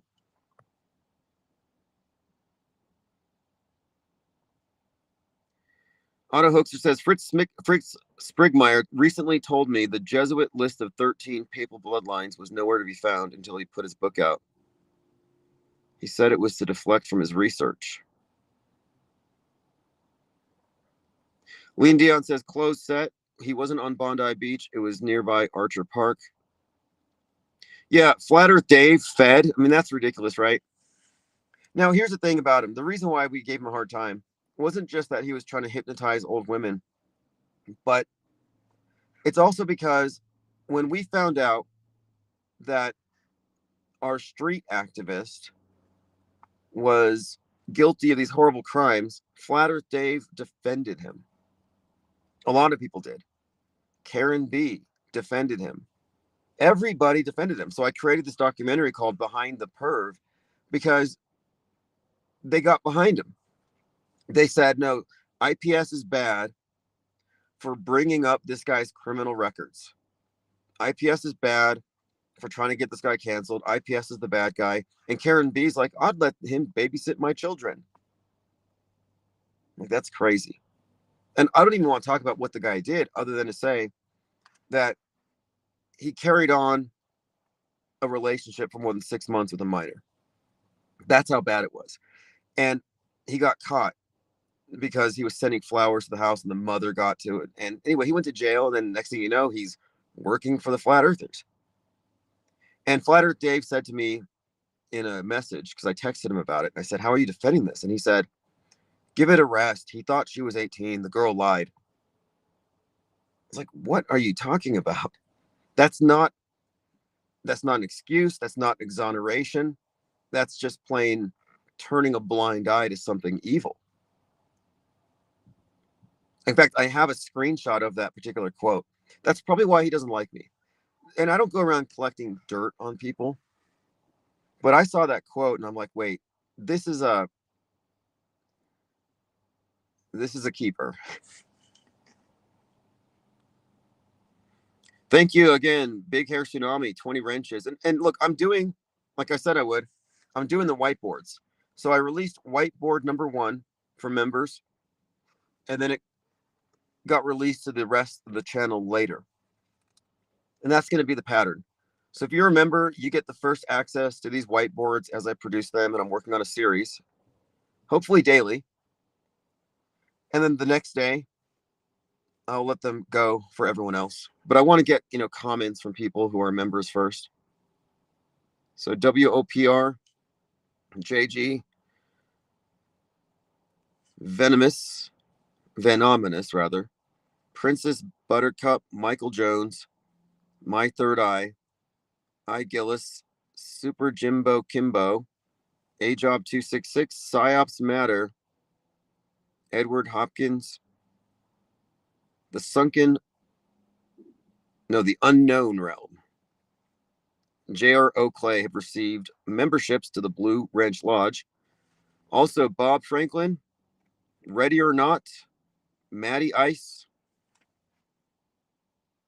Killa Headwards, Alfred, and Life Shortwave. Oh, King 33. Bright Hair says Rumble gives 97% of the subscription to the streamer. I have a Rumble account and I can activate it again once I expand my subscription to Restream. But one thing about Rumble that I hate are the commercials. Like, the commercials are eyewash worthy. Like, I want to wash my eyes after seeing these commercials. A lot of it's like, do you have this particular really bad skin condition? And then they zoom in on the back of someone's neck and the skin's peeling off.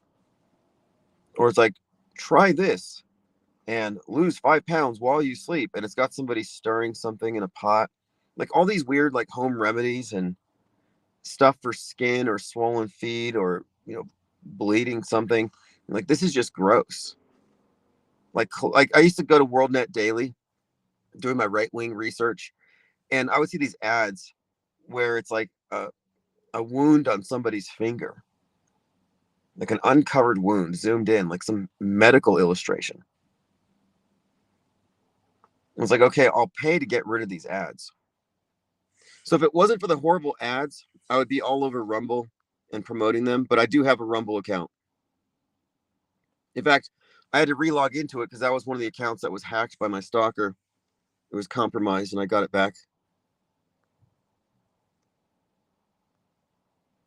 Then Nate says, was he convicted or I don't know anything about this? Which one are you referring to?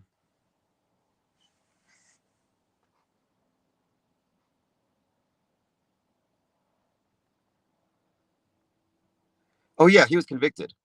Yeah, that's what I'm saying. Okay, it was a felon. So it was a felon who had committed these a number of horrible acts. And not only that, this is what's weird about it. This person we're speaking of from Behind the Perv.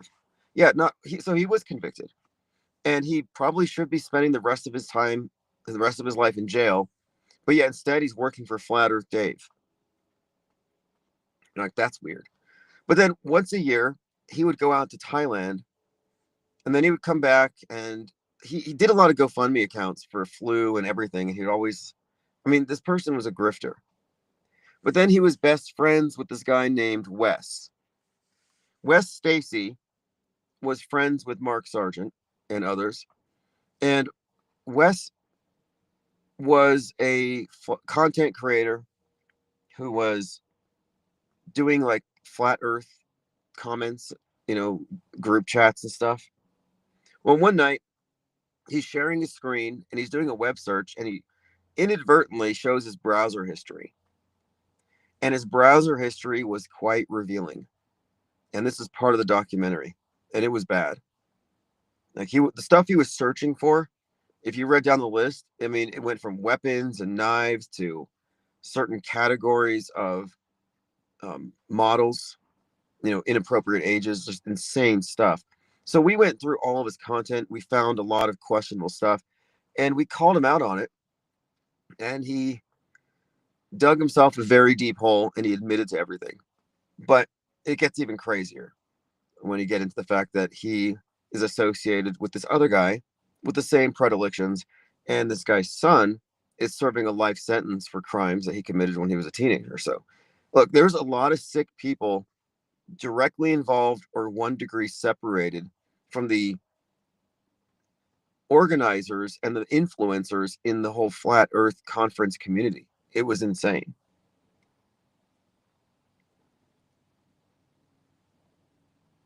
Like, there's no excuse. There's really no explanation. And then you have these conferences who are, not only are these things just completely overrun with Bible lore.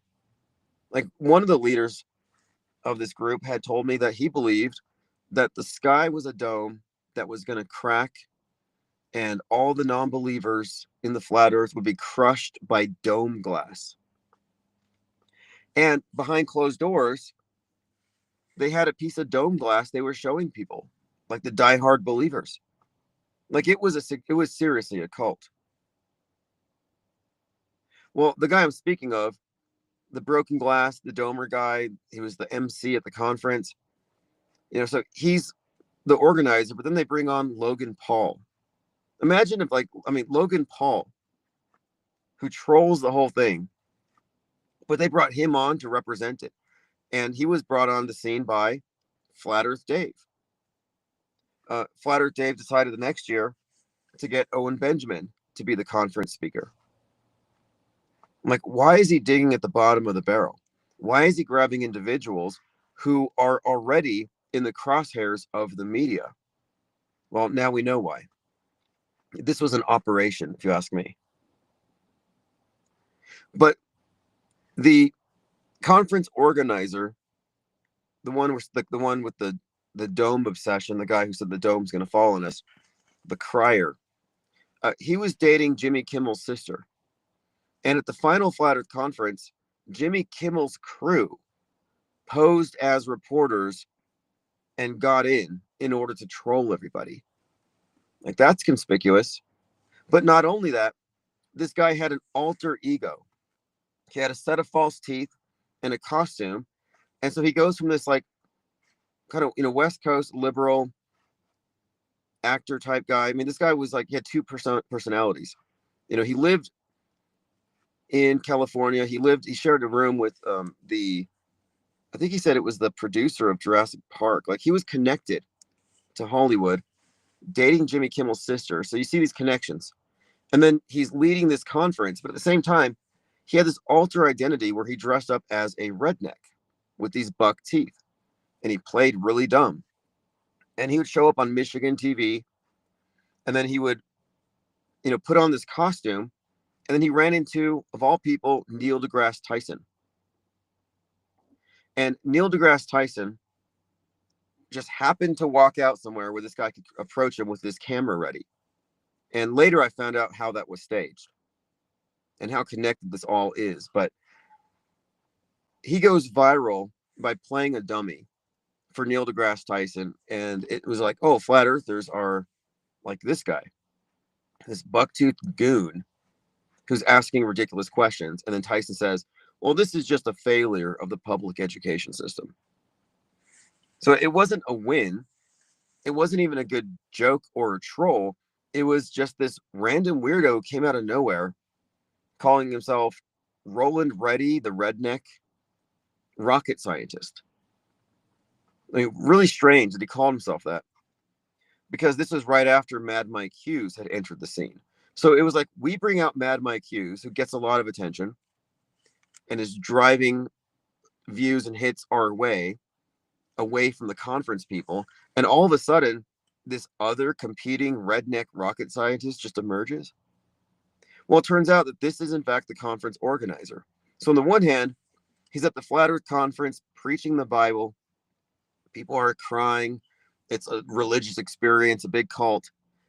And on the other hand, and look, this guy had people, and I watched this, he had everyone in the audience chanting, "We're not idiots," to the media who were present.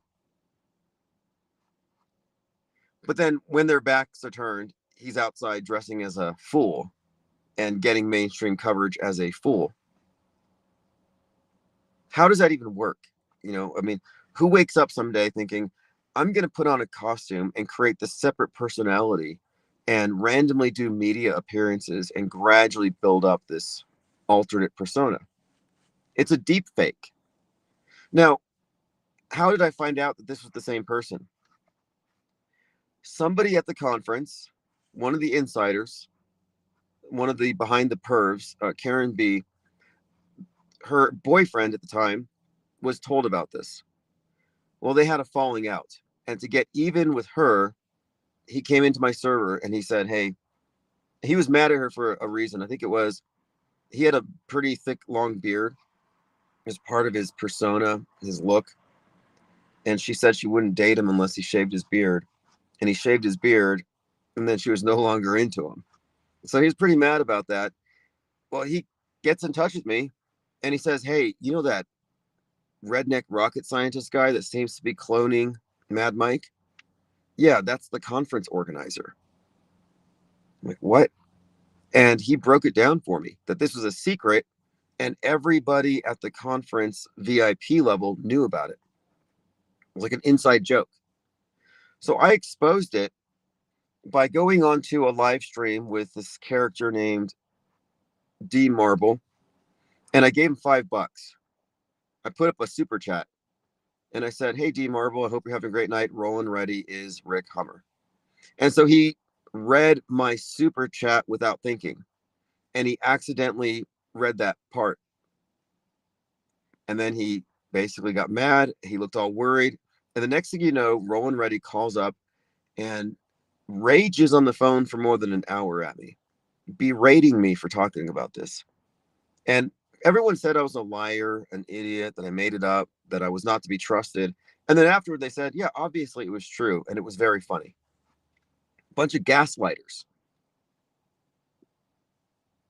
So what it looked like to me was the whole point of this thing was to create this movement, control it, destroy it from the inside.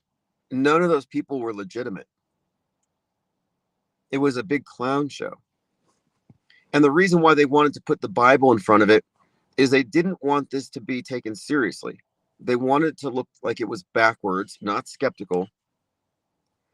And they definitely wanted to create a straw man that they could just repeatedly destroy.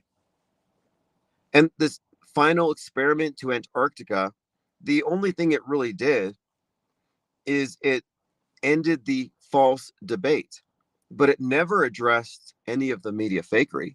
It never addresses the space station or anything else that we ever talk about here. It's a limited hangout operation at on one part, but also it's controlling it and keeping it within certain boundaries, certain parameters.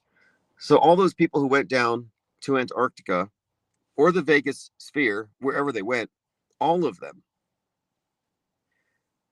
are debating flat Earth versus round Earth while at the same time thinking the news is real. Not even Jeranism knows the news is fake. He still thinks that school shootings and terror attacks are real. And now he thinks that space travel is real. Well, look, even if someone goes down to Antarctica and they observe a 24-hour sun, it doesn't mean that the fake science fiction stuff is suddenly real. It's kind of non sequitur. What's up, PsyOp Sidecar? Thank you for joining. Nate Watley says, if we know space is fishy at the very least, why would they hijack flat Earth? Well, it could be misdirection. I mean, I have a few thoughts on the matter. I mean, it's entirely possible that the Earth is 25,000 miles in circumference, that the heliocentric model is 100% the truth, and that it's fundamentally true. But at the same time, it does not mean that the images of the Earth that we've been shown from space are real. It doesn't validate their space travel, which appears to be science fiction. But then the question would be why? What would be the purpose of it? And I've thought about this quite a bit. And we're looking at a monolithic system. There's total agreement on the fakery. So that means, well, then there's, I think, a possible explanation in this, in that perhaps the world, it might not even be a shape thing, but perhaps the world has been misrepresented in a significant way. Maybe they're hiding a magnetic mountain at the North Pole. Maybe they're hiding Atlantis and Lemuria. Maybe they're hiding resources and land and possibly advanced civilizations far beyond where we are at. And we're just kind of quarantined. We're like, we're the bad part of town. Like, we might be looking at something completely different than we think. Like, I'm open to that possibility, that spinning ball Earth and heliocentrism, that none of that's untrue, but it still wouldn't answer the question as to what does the world look like from space, because I'm pretty certain here that we've been given a CGI model, and the purpose of it could easily just be to cover up, misrepresent. As far as space travel itself, moon landings, yeah, it looks like science fiction to me. I more or less view space these days as allegory anyway. It's part of the religious pageantry. The rocket is an obelisk. The names of dead gods, or sun gods, gods of the underworld, Osiris, the Saturn stuff, all this strikes me as ceremonial magic. And we've done quite a bit on this. We've done quite a lot of research on the matter when it comes to the occult subtext of NASA. PsyOp Sidecar says, how would you justify a pressurized system adjacent to a vacuum? That would be technically a straw man, because the model as it is explained and believed in doesn't see that as a problem because of the pressure gradient. Presumably, the higher you are, the less pressure there is. And at the point where the Earth, where the ball touches space, at that particular point, it's not a contradiction, the vacuum of space and the pressurized system, because, of course, it's the pressure gradient. And I tend not to use those types of arguments anyway, because you can't debate against their model and win, because their model is technically unfalsifiable.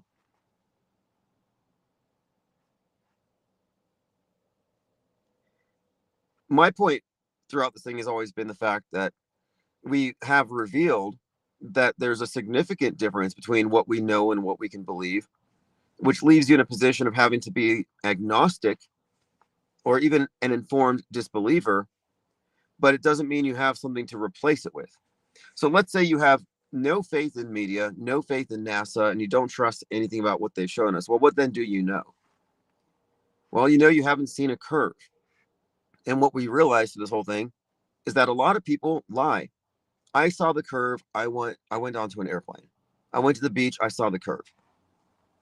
So this curve thing became a central part of the argument. Like, because we're looking at, well, according to the supposed 8 inches per mile squared or whatever, you should be able to measure the curve at some point. But there really hasn't been anything that has revealed there to be a curve, but everything that we have really seen is somewhat contradicted the presupposition that there would be one. So, for example, people would say, well, boats go over the horizon. Well, they kind of don't. They're not going over it, but rather they're converging with the horizon, and your eyes can no longer distinguish them from the horizon. But are they going over to where they're like going over a hump? Not really. It's kind of a misrepresentation. But if you look at the distance at which the boat is over the horizon, it's not always at the limit of how far you can actually see. Sometimes, so I'm like, for example, I can see the mountains 108 miles away from here, this peak. But if I were looking across a body of water at that peak, boats would disappear long before that. So there's like a ton of just assumptions built into our worldview that we were questioning and discussing. And a lot of times we would find that the non-believers or the skeptics, the ones who are looking into it, actually have more information than the people who blindly believe in it. So most of the globe believers are default and have something of a low information take on it. You ask them, well, how big is the Earth? They wouldn't know. Or what shape is the solar system? They wouldn't have a clear answer. Or how big is the solar system? There's a lot of questions that you think they would just have ready, but they kind of don't.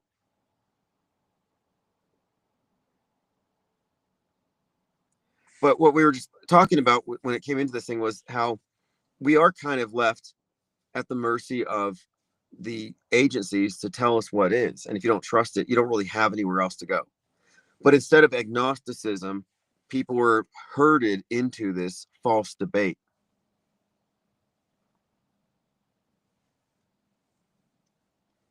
But I would see a lot of bad arguments, mainly spread by memes. And I did my part to spread the memes because they were funny. Because they do, in fact, raise valid questions, but you have to look at it from both sides. Like one of the more popular memes was this picture of somebody with their hair blown back and their face, being distorted by the wind because this is what we should look like because the earth is spinning 1,000 miles per hour. So people would say, hey, the earth is spinning 1,000 miles per hour. How come your coffee's not spilling? They'd misrepresent things. Well, yeah, it sounds crazy, 1,000 miles per hour, but you're talking about one rotation in 24 hours. So you think about the scale, it's not that impressive. Or there was another one. There was this angry guy in a shed. What was his name? Like the original shed rager. Who is the angry guy in the shed with the wet soccer ball? This guy would go out in public and he would dump water on a soccer ball. And he'd say, see, water doesn't stick to a ball. If the earth was a ball, the water would drip off the bottom. Well, that's another example of a straw man argument. It's misrepresenting their model because according to the ball earth model, gravity's not somewhere below the earth pulling down on it. No, it's in the center of the earth. The earth is the center of gravity and the water is going down towards that. That's their model. So to misrepresent that as a wet soccer ball is misdirected, maybe dishonest. Like water doesn't stick to a ball. Well, if your soccer ball had a center of gravity, it kind of would. Tominoid 3, yeah, Dell. Thank you, that's Dell. Oh, yeah, Dell from Beyond the Imaginary Curve. So good intentions, and these are good thought experiments. There were a ton of good thought experiments, but you have to look at both sides and ensure, because this is why perspectives are important. Because misrepresenting the other person's perspective doesn't win for your side. Like there are people, mainstream minded people will say, well, you guys are just calling everything fake. Like, no, we're not. Like, you can actually address what we're saying if you want to discredit it. But to misrepresent what we're saying is a deflection, and it doesn't get you anywhere. And I've taken note of the people who use straw man misrepresentations of what we do. And I've noted that all they're doing is remaining uneducated. That's all they're doing. Like, oh, you guys just watch Netflix and think you can predict the future. No, that's not even close. That lacks the nuance. That's kind of a tongue-in-cheek thing I've said before. Like, yeah, if you want to know what's happening in the news tomorrow, watch Netflix. And I say it jokingly, even though it's right most of the time. But that's not the full extent of it. So the straw man is a very superficial take. The misrepresentation, oversimplifying, misrepresenting so you can easily dismiss it. Yeah, that's lazy. And who does that benefit?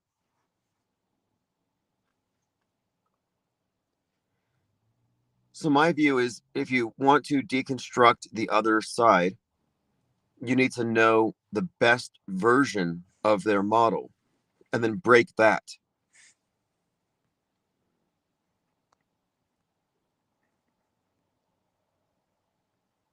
Okay, we have a comment from Nate Watley. Wouldn't you have to scale the ball and speed to be accurate? And how would you perform the experiment without leaving gravity in which the experiment is conducted? Right.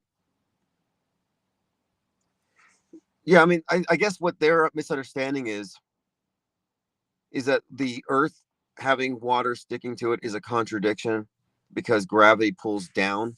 They're thinking gravity's down, but gravity isn't down necessarily. There's no such thing as down, and there's no such thing as up. It's all relative in this system. So there isn't a down to gravity necessarily. It's going towards the center. And so that's the misunderstanding where they're saying, well, if this was a legitimate model, then a soccer ball would be able to hold water. And or others will say, I mean, I've seen on both sides misrepresentations. They're pretty bad either way. Like if the earth was flat, the cats would have pushed everything off the edge by now and they laugh. Like, oh, where's the edge? Like it's a big joke. Well, is that really that funny? Like, where's the edge? They ask you. If you're asserting it's flat, where's the edge? Well, we're saying we don't know what it is. But that question is sort of a way to ridicule the whole thing without really taking it that seriously. But the people asking that tend not to know the answer to their own question. Like, what's at the edge of the universe? Can you fall off the edge? What shape is the universe? Well, the universe is not a ball. Is there a hint? What shape is the solar system? It's not a ball. You have the flat solar system in a flat universe, flat galaxies, conservation of angular momentum. That's their explanation for the flat solar system.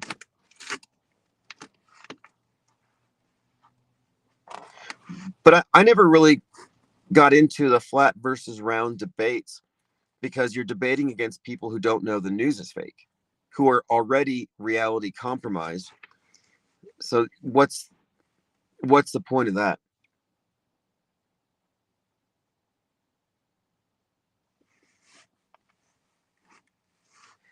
And I was also not into a lot of the arguments that would prevent people from taking seriously the idea that if you're really wanting to get answers, you need to go somewhere. Like instead of going to conferences, you should be going to Antarctica. And their response would always be, and I've seen this quite a bit, Alex Jones and Joe Rogan and Eddie Bravo were in studio. And Alex Jones says, I will buy you a ticket to Antarctica. And Eddie Bravo, instead of going to Antarctica years ago, he said, no, the Navy will shoot you. If you get close to the edge, they will shoot you. Eric Dubay said the same thing. So for years, instead of addressing the question of why don't you go to Antarctica, which would be easy to do, you could get money to back it. In fact, that's what we were working on. We had a couple of plans. The first one was Mad Mike Hughes was going to do a space jump, and then we were going to move on from there and focus on going deep, deep south. But anytime you would bring it up, people would just say, no, you can't go there. They'll shoot you. Like, how lazy is that?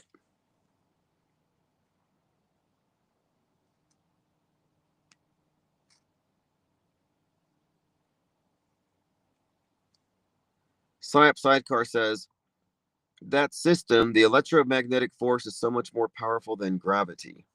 Gravity in quotes.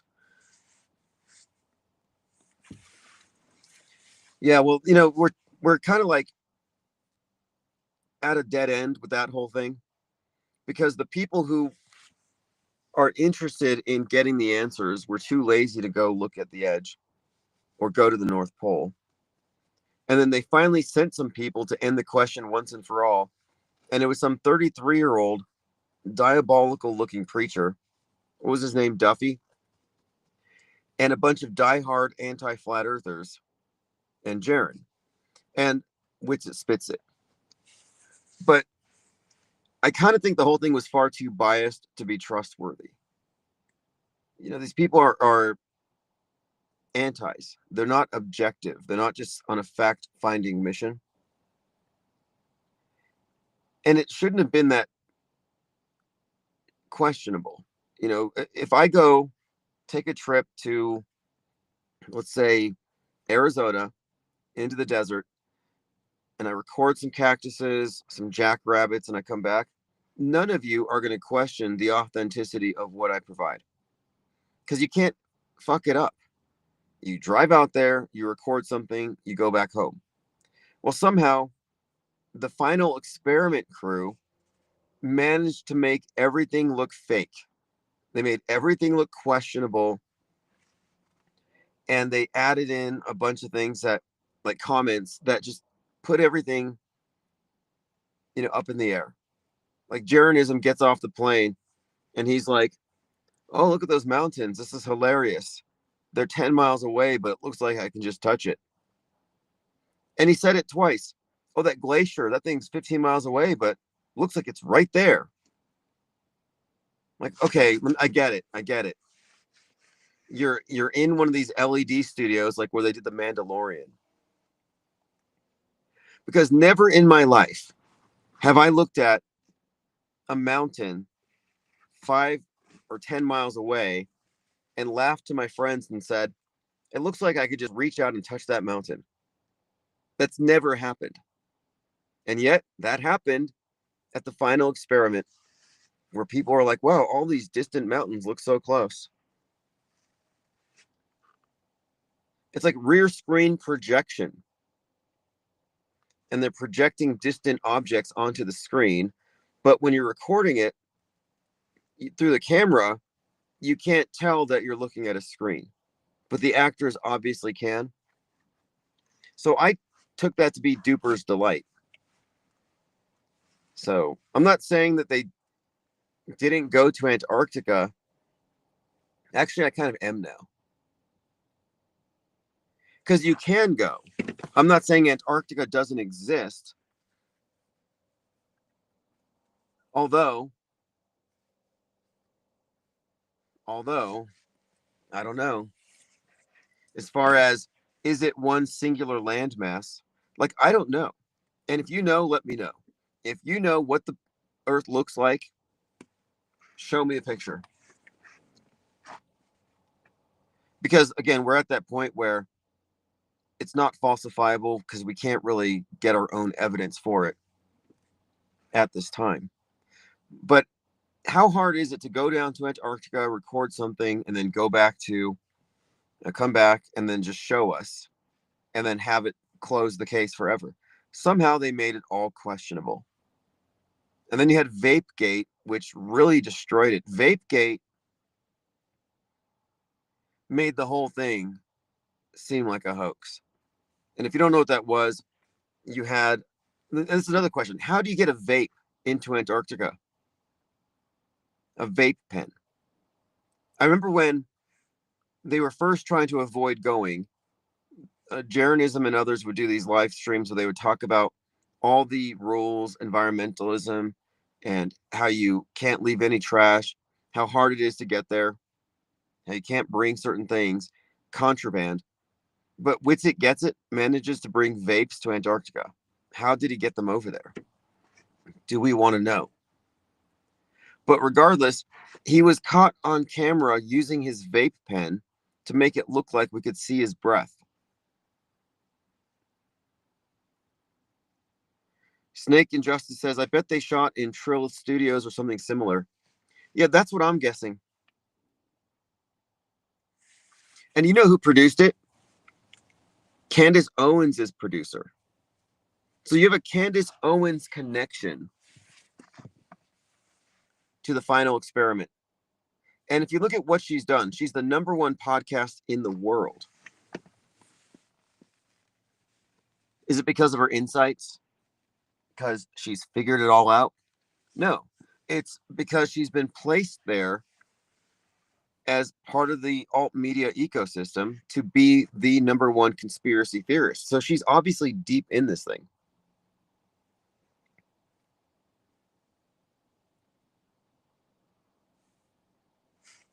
And she's kind of gone flat earth adjacent, but not all the way. Kind of has. She's insinuated. She's also said that NASA is a pagan cult. And I don't know where she got that from. But she butchered the whole concept. And it's accurate in a way, but you know, she's a Catholic. She didn't notice that when Neil Armstrong was on the moon, you know what the first thing he did was? Eucharist. He took out a wine glass and some bread, and he poured some wine, and he conducted a mass. Yes. He had bread and wine on the moon in a private ceremony. First thing. That's not satanic. It's not Masonic. It's Catholic. They used to be very much about the Bible in a lot of their litanies. Like the whole space program has always been religion, pageantry, a new concept of heaven, the thing that's going to unite all mankind. That's why it's so dramatic. One giant leap for all mankind. It was this idea that we're moving together into the new age as one, up into the heavens. It's a science fiction heaven. And that was a miracle. As far as psyops go, I would call the moon landing a miracle. They manufacture miracles, they manufacture myths, martyrs and villains. Anonymous says, why is NASA even involved in Antarctica? Shouldn't they be busy faking space? Well, they've got a ton of these Mars simulations. And if you want to go live in a Mars simulation for a few months, it's basically being isolated in a small room, in a tent, living sustainably. It's very much like almost like a horrible experiment, like Siberia. I made this connection before. Space gulags. And space communism is a real thing. If you look at the Russian rocket pioneers and the early concepts of space travel before it became, quote, real, there's a good book about it called, a good description of it, this concept. You find it in this book called Red Star.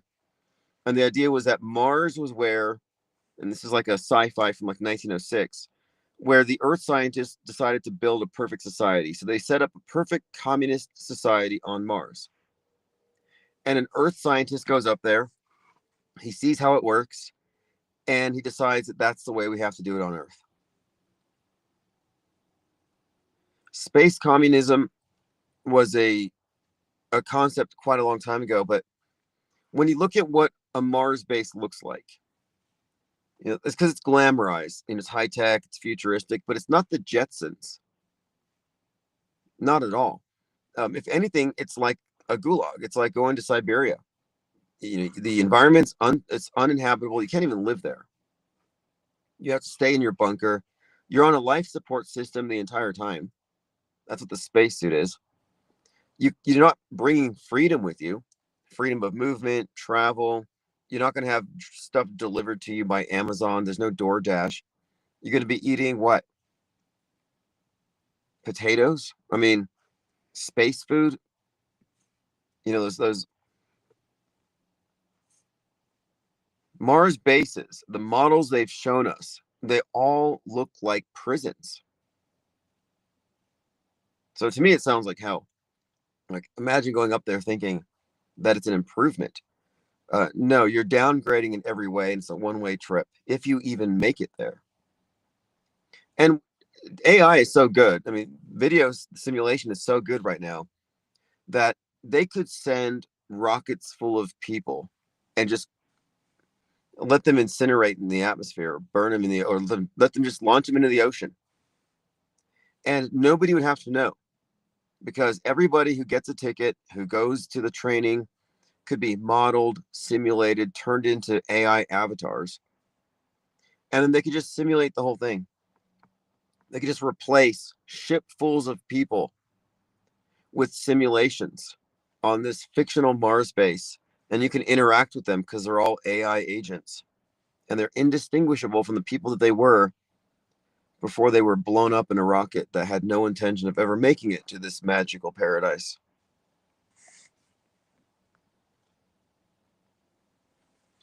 But I think NASA's job is bigger than just space.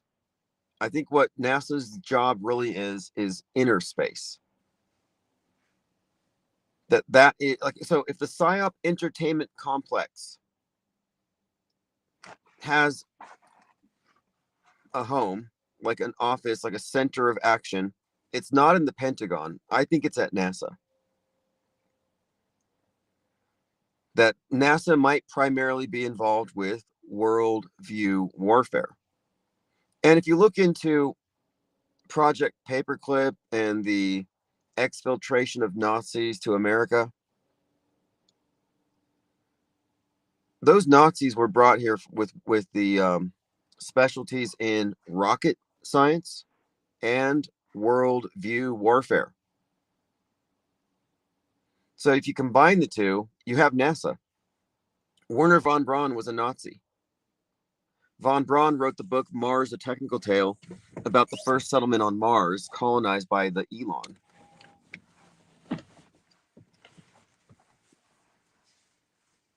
I always thought that was a contradiction, that Eric Dubé was so anti-NASA. He hated NASA, he was against NASA, but he was also like really in love with the Nazis. It's like, well, NASA was founded by, infused with a lot of Nazi scientists. But anyway, von Braun wrote a book that had predictive programming for Elon Musk. And Elon Musk's persona seems to be largely modeled off of von Braun in some aspects. He's a Frankenstein's monster, many different body parts in that guy. But if you look at the different facets of Elon Musk, he's a combo of von Braun, Henry Ford, Tony Stark, Iron Man, Willy Wonka, Jack Parsons. And I think there's a couple of others we could put in there. Oh, Neil Bostrom, the simulation guy. He's definitely borrowed some of that guy's persona. But there's a number of characters or personas that are embodied in Elon Musk, and von Braun's one of those. Ascension TV show is pretty cool. Simulation of rockets to space. I don't know if I've seen that one. Is that the one where the Earth is going to get hit by a meteor or an asteroid or something or a comet in 6 months? Like, Don't Look Up. How many movies do we have where it's doom from above? Judgment Day. like T2, the whole idea of judgment or divine retribution, cosmic retribution, uh, the end of the world, end times, fire and brimstone. All that stuff has been mainstreamed through movies and science fiction in particular. And it's all, I think it's all there to influence our opinions about things. Like, oh, if we keep going down this route, it's going to become Mad Max. Like, the movies do help form our frame of reference. It's the reason why they even do predictive programming. Like, these movies are there for your entrainment to the propaganda. Entertainment's a side effect of the propaganda itself. It's not the primary purpose. They're using movies to align us, to synchronize us, to pre-inform us, to saturate our minds, to plant suggestions. Josh Lebsack says there's a facial resemblance as well between von Braun and Musk. I think there is. See, I see Musk as an actor. Like, I remember there are times where he's giving a speech, like he's talking somewhere, giving a talk about space, and people will say, why does he talk like that? You know, he's a genius, he's smart, but he can barely talk. And then commenters would always say, and this is before he got to be the villain, before everyone on the left especially started hating Musk, they worshipped him. And, you know, they would say, well, why does he talk like that? He can barely talk and he's supposed to be this super genius. And they would say, oh, he's so smart that he's got to dumb it down for us to understand him. And so he's having trouble communicating to us at our level. Like, they really did say that about him. But then looking back, I'm thinking, no, he's appropriating the mannerisms and the cadence of Werner von Braun. You know, in other words, that's an affectation.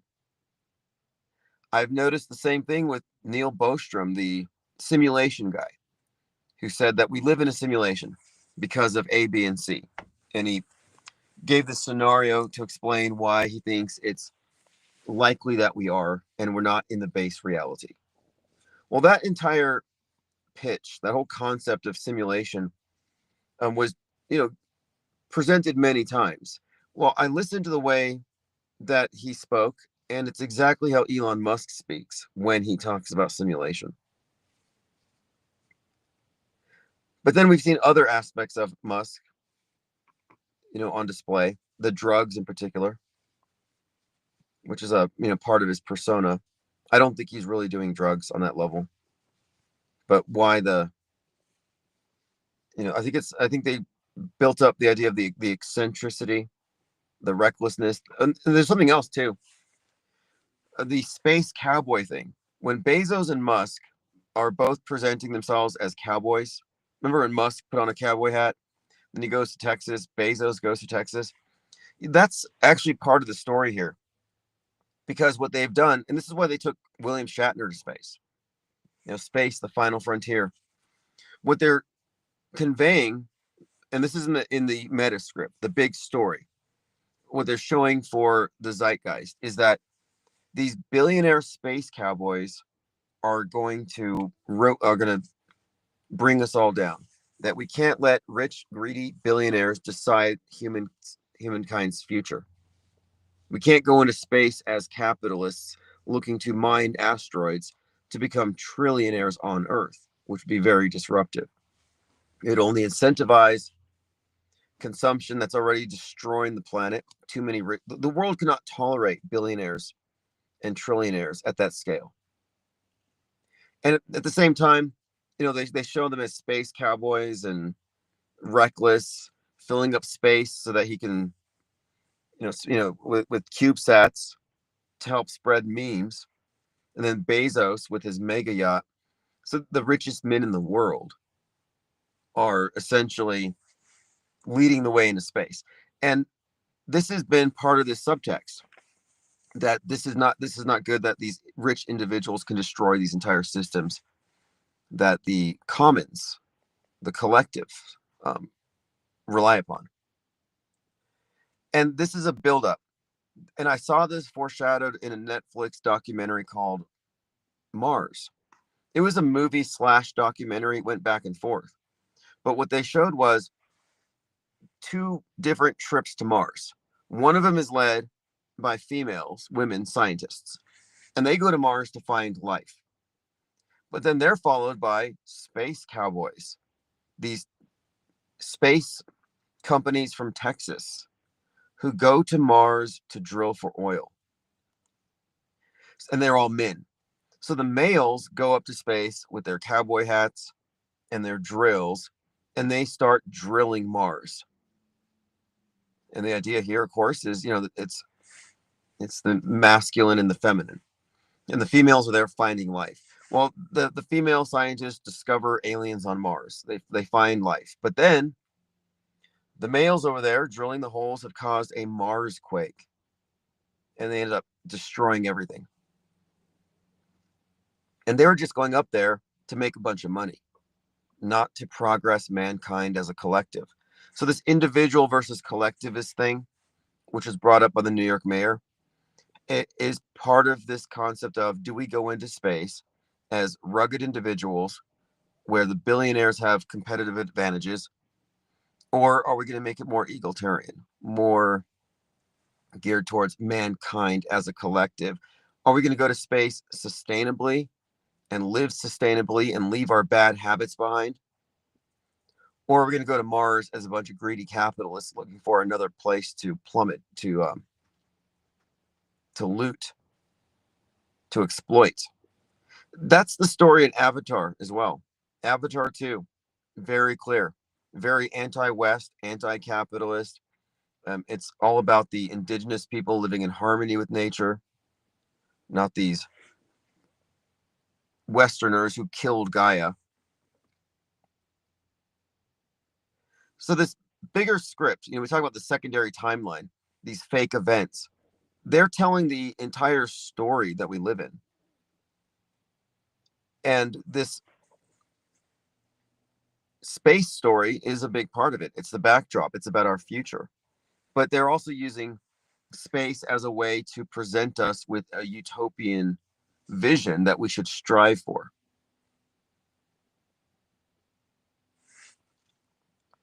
Going through your comments. Sync Kid says, Woody and Buzz Lightyear going west. Tom Hanks's voice reinforced in Apollo 13. Right. I recall that movie, Apollo 13. I was impressed by it. At the time, I believed in all that stuff. Of course, when we get into this stuff, when we get into the meta script breakdown, the space thing is a whole other category that we haven't spent a lot of time on in the last couple of years, but we have quite a bit there. And one of the reasons why these various space missions are considered fake by myself and others is simply that there's a lot of scripting involved, and it seems to really revolve around this paganism, ritual psychodrama, like Mystery Babylon combined with science fiction. And when I say that the rocket is a stylized obelisk, yeah, I'm referring to, it's the emblem of the Earth God. It's quite literally a symbol of resurrection and ascension from this realm. It's a symbol of death and resurrection associated with the sun.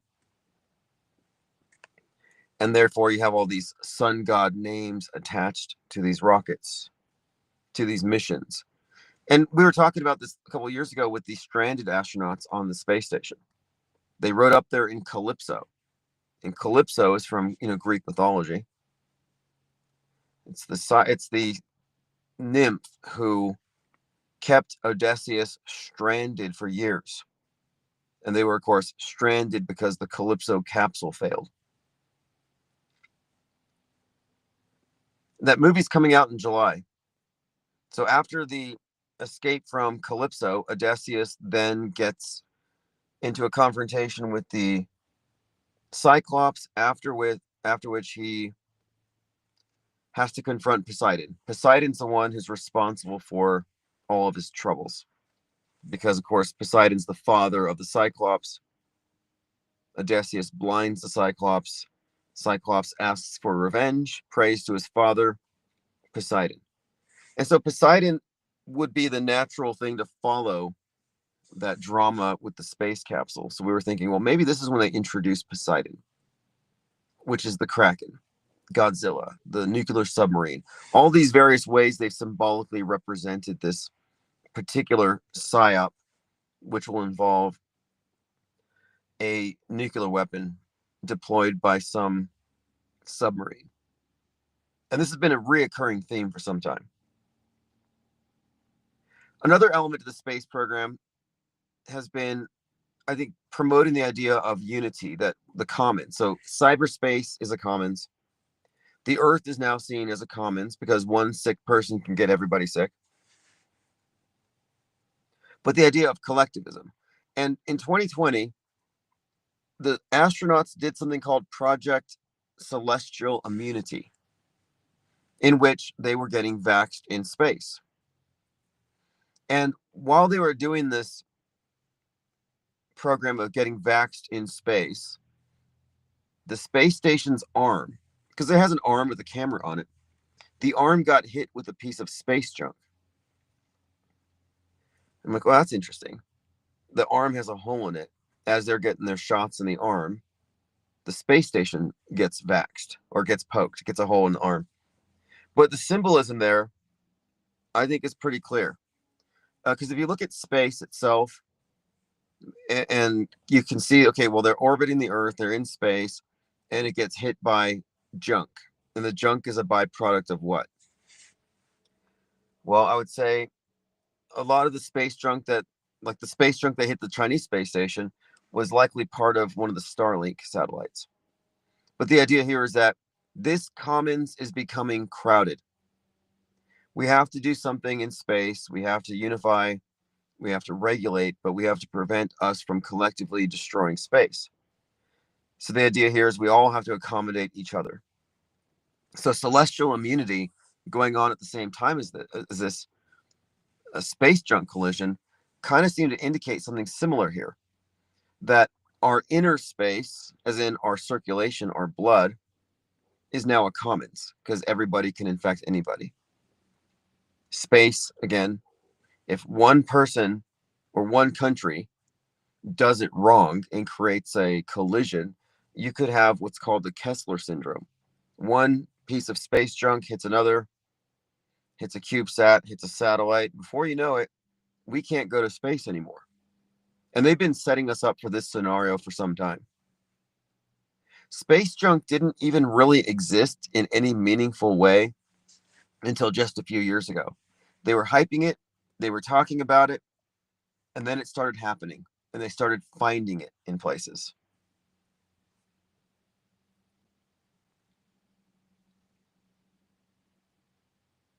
It was becoming almost comical the way that the SpaceX objects would show up in places. But again, this is all to create this perception that we have a new environmental crisis. It's called space environmentalism. It's actually a thing now. But the space junk scenario had been hyped up, and then they brought it into existence. And now Putin's talking about taking down Musk's CubeSats because of what Musk did to help Ukraine. 42,000 CubeSats. That's the idea.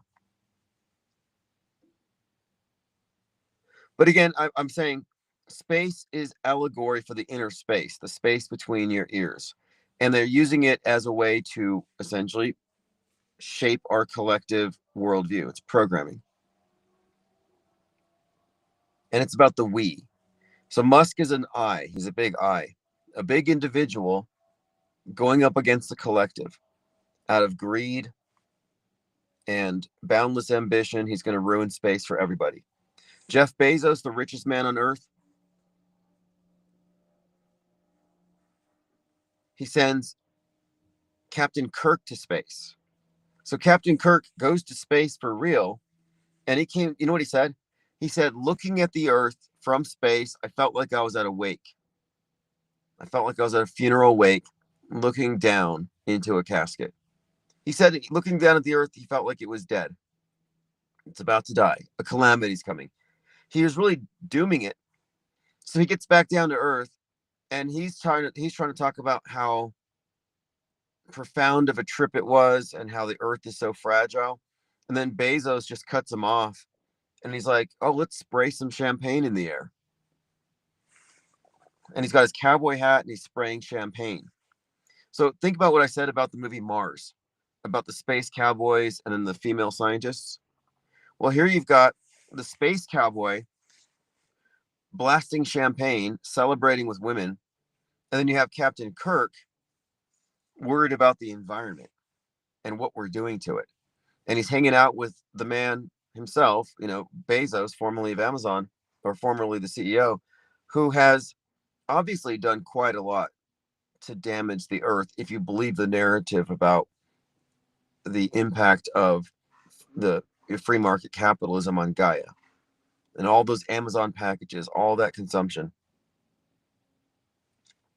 I was talking to an environmentalist the other day,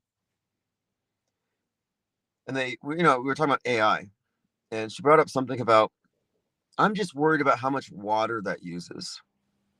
I'm concerned that AI is wasting a lot of water. That's why I don't use it. Like, what?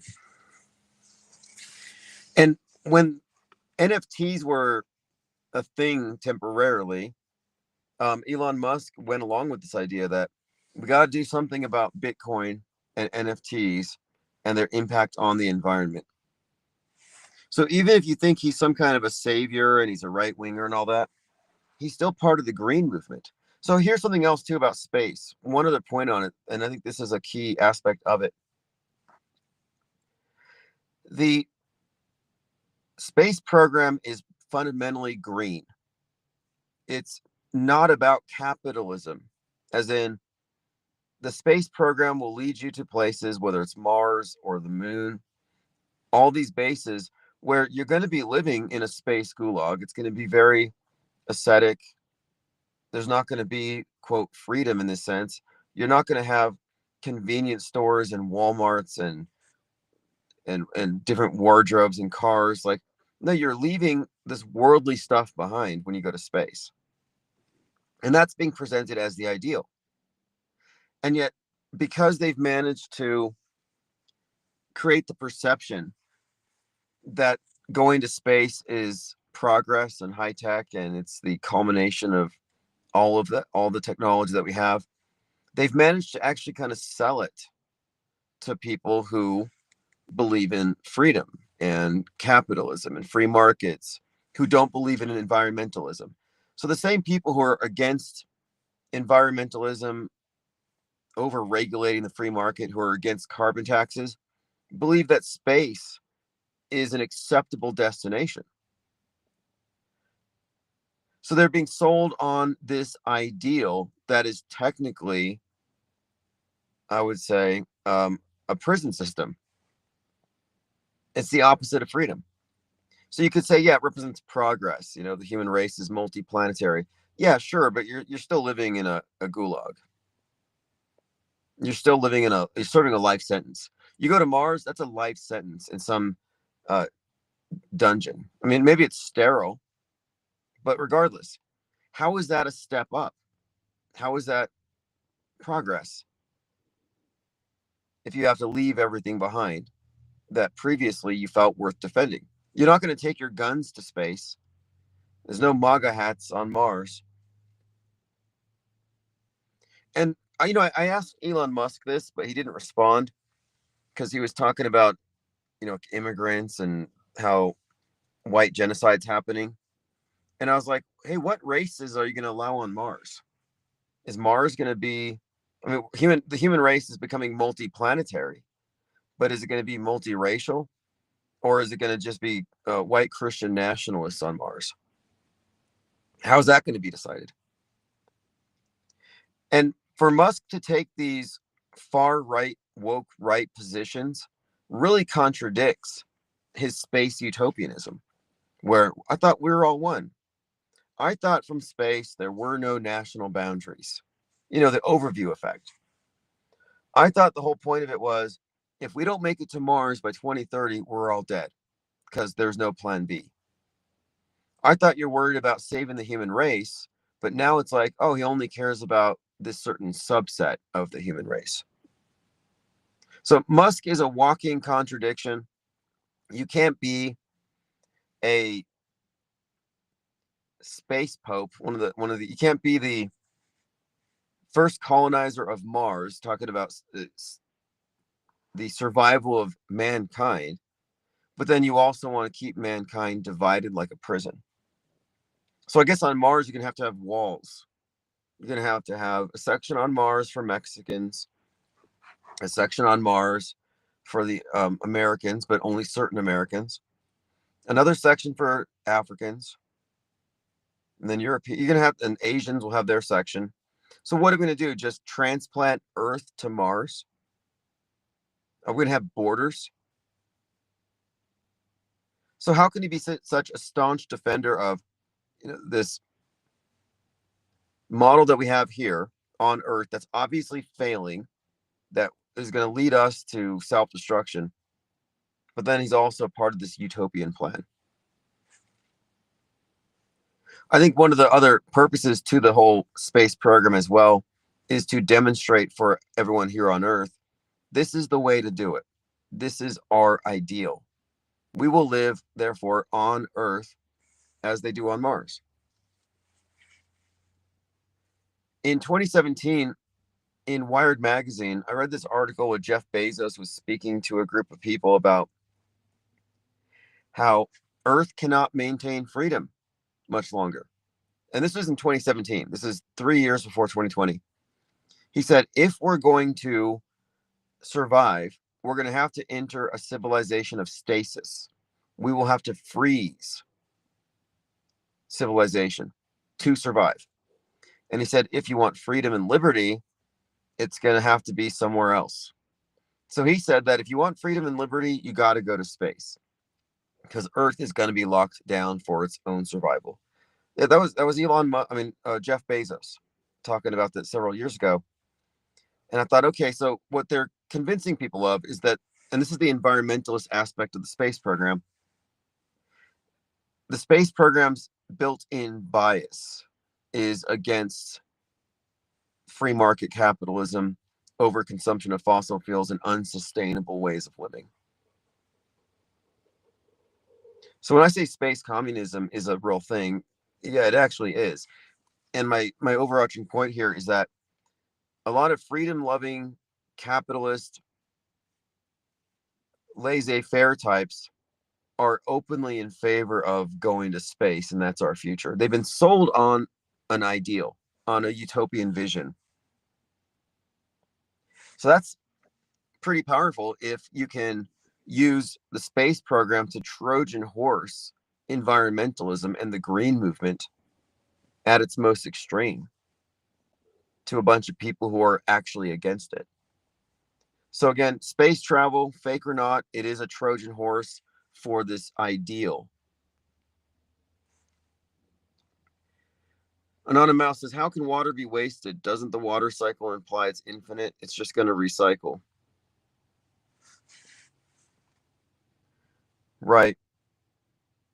Artificial scarcity runs this place. And to get back to the idea of why would they misrepresent the world as depicted from space? Well, if they're hiding resources, why is that? Because if there are additional continents that we're not privy to, then it means we're not running out of anything. And my opinion here is that if there are additional land masses that are being concealed by the false model, I don't think they're pristine. I don't think they're untouched. If anything, that's the headquarters. That would be where it's like in the village, the elders keep their commune technologically unsophisticated and control their minds with psyops, so they never leave the village. Well, we're in the village, and the elders know that we're several hundred years behind the rest of the place.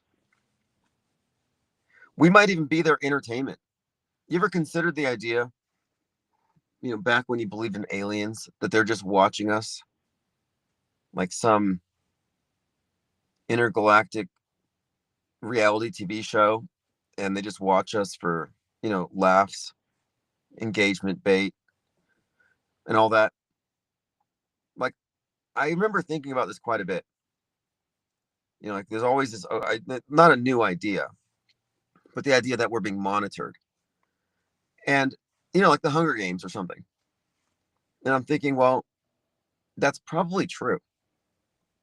Like we're probably quarantined. We don't even know it. And from out there, we're being watched.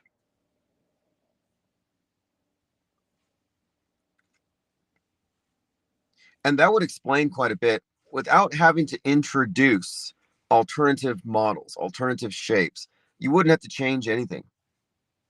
You're just talking about another aspect of the big lie. You're lying about history. They're lying about everything else. You think they're not going to lie about the maps? Oh no, history is a lie. The news is a lie. Our concept of the world is fundamentally built on lies, but we can trust the maps. No way. It's the one motivation for everything. If it's greed, well, the maps, more than anything, would be something you'd want to tamper with if you want to misdirect or prevent people from seeing the entirety of it.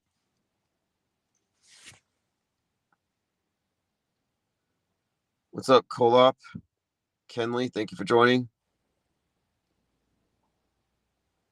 Kenley says, space, the final frontier, to boldly go where no man's gone before. Well, Captain Kirk and Star Trek, it's about, going to these new frontiers. And so space being the new frontier is that we've already explored everything on Earth. And so the next logical place to go is up. But before Captain Kirk, there was a Captain Cook. And he was the one who famously traveled around Antarctica and sent correspondences, letters of his travels, like Captain's Log, Captain Cook. I just went to the South Pole. And it's like, okay, so the frontier at that time were the unexplored regions of Earth. And Captain Cook was there. And now you have Captain Kirk and the new frontier, space. Similarly, you have Captain Picard. Captain Picard, and then you have August Picard. August Picard was the first person to see the Earth from the stratosphere. And he's the one who got into a balloon, or he had a balloon-borne capsule, and a pressurized capsule. He goes up, and he only went up 12,000 feet, I think. Maybe, I don't even know if he went 20,000 feet.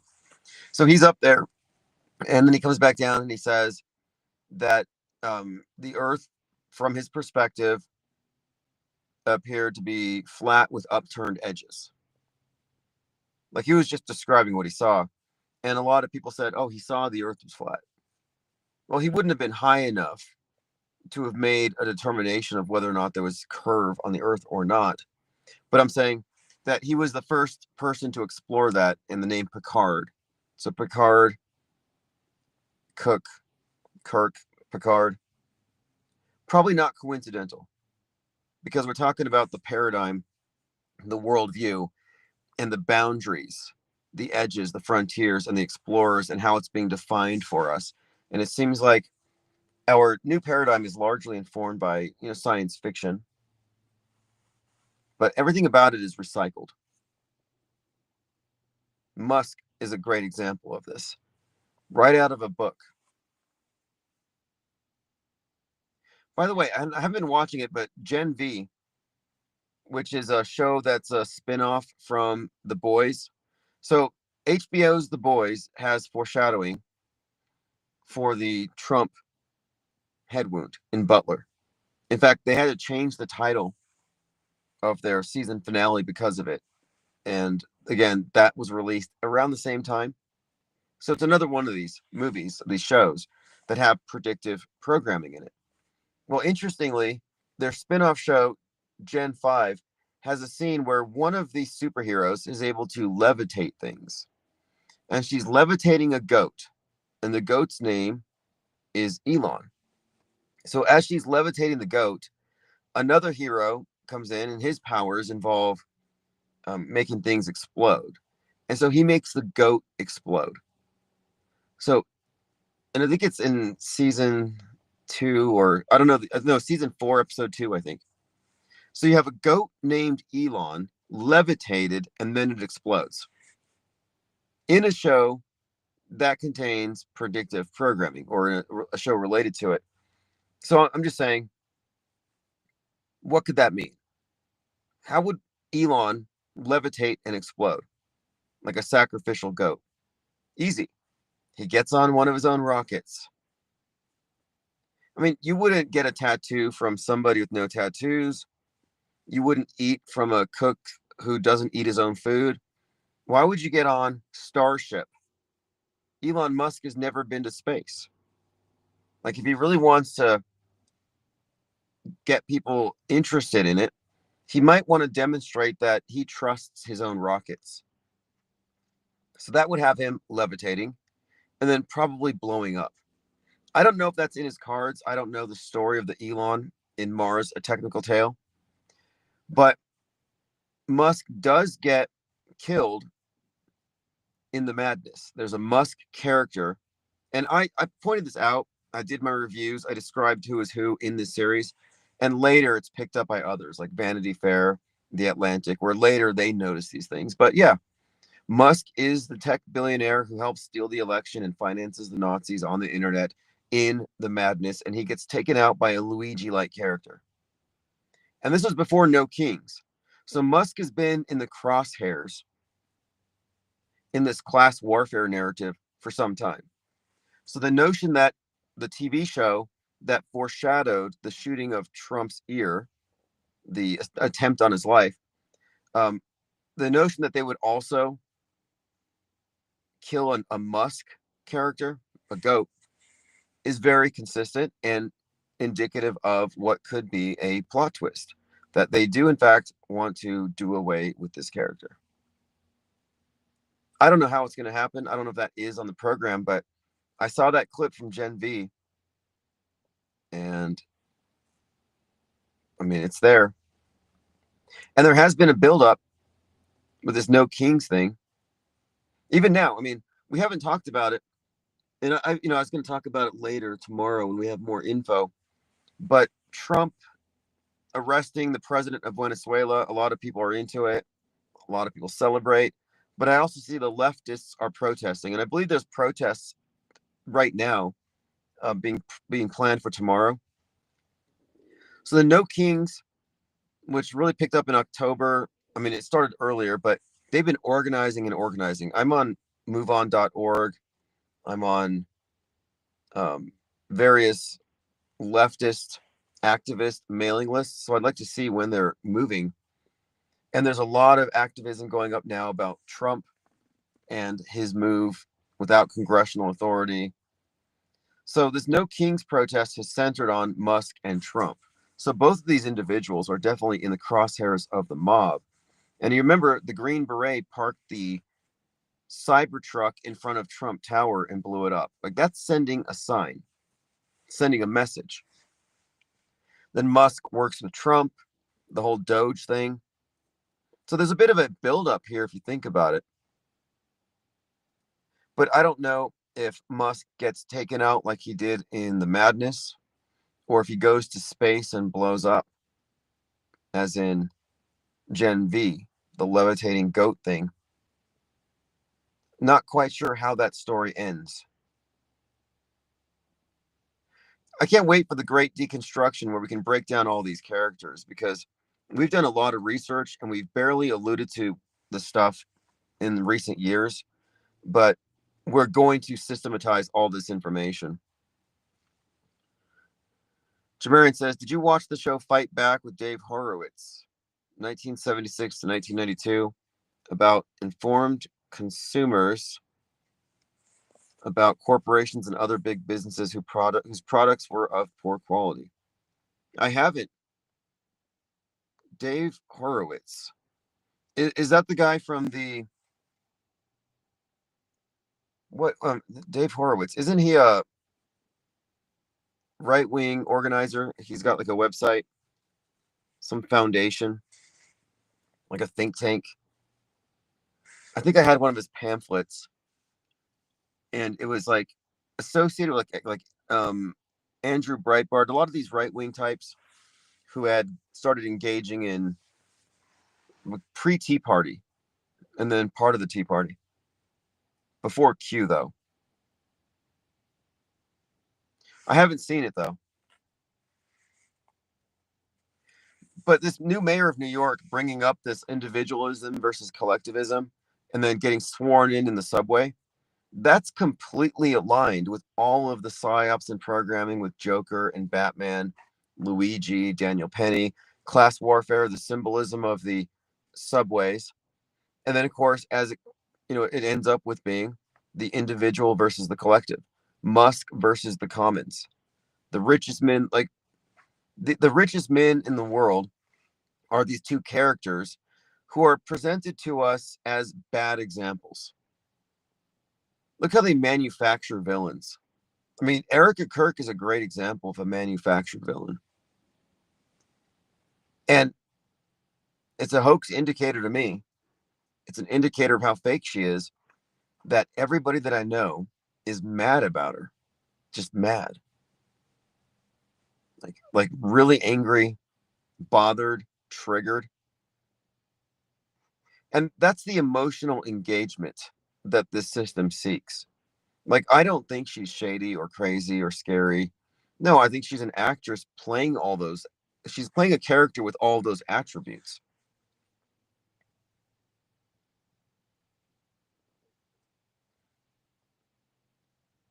But anyway, I think 2025 was a fascinating study in Metascript and in concurrent programming. Anonymous asks, wait, the Muslim mayor was sworn in the New York City subway? Yeah. Yeah, think about the significance of it. Again, we talk about the symbols here, and we're going to go deeper into these things individually. But the fact he was sworn in a subway is very significant already, as I brought up before. It's the class warfare symbol. Rich versus poor, the uprising, the underclass, those who slipped through the cracks. But then he gives a speech specifically addressing this. We got to stop the individuals and become collectivists. Yeah, that's the purpose of Kill the Rich. It's about, okay, the pre-Tea Party was Occupy Wall Street. Their whole thing was the 1%. Do you remember this? They were like, oh, the 1% have most of the resources, and if they would just stop being so greedy and shared, we could have equality. So the whole Occupy Wall Street thing was built around the 1%. Although the 1% was always a euphemism, probably for a certain group of people. But think about that. Occupy Wall Street against the 1%. And then QAnon comes out, and they're all about the deep state and the cabal. Like, these are similar approaches to getting the masses engaged. And right now it's kill the rich, kill the individuals, eat the rich. This notion again is that the individuals are dangerous and they're a threat to the collective. And this was reinforced in 2020. One person can infect everybody. One person can go in and destroy a entire ecosystem, an entire closed system, if they're not, properly censored or vaccinated or saved. Now, this all ties in also to pluribus, about the hive mind taking over the world. And as the main character has to confront this fact that everybody has a hive mind, and they're trying to convince her to join them. Now, I've only seen the first episode. I am going to binge watch the rest of it because I see this is one of the subtexts to this whole story. The individual versus collectivist thing has been brought up in the context of class warfare. We have our bad billionaire examples of what we need to get rid of.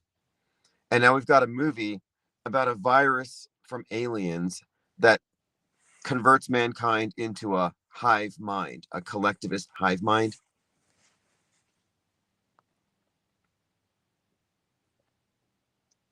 All right, there's a link in the chat if you want to subscribe for live notifications. And if you're subscribed to the Tim Osmond Substack, I am going to be uploading all of the whiteboards there. And I'm also using that to announce live streams. And what it does is it sends out notifications, a short video, and it blasts it to one of my YouTube channels. So hopefully we'll see more showing up. We're almost at 100 tonight. And we're not even really pushing for more numbers. We've just been getting back into our routine. But I kind of project that by the end of February, we'll probably be back to over 200 because by then I'll have the phone system figured out and we'll be expanding onto these other platforms. Jamarian May says in Pluribus, they disclose the purpose of the AI is to manage humanity to extinction. Now that's interesting because I've been talking about how AI and aliens are related. How the alien invasion propaganda preparing us for a higher intelligence taking over and managing us as a collective, how that was always just preparing us for AI. And speaking of spoilers,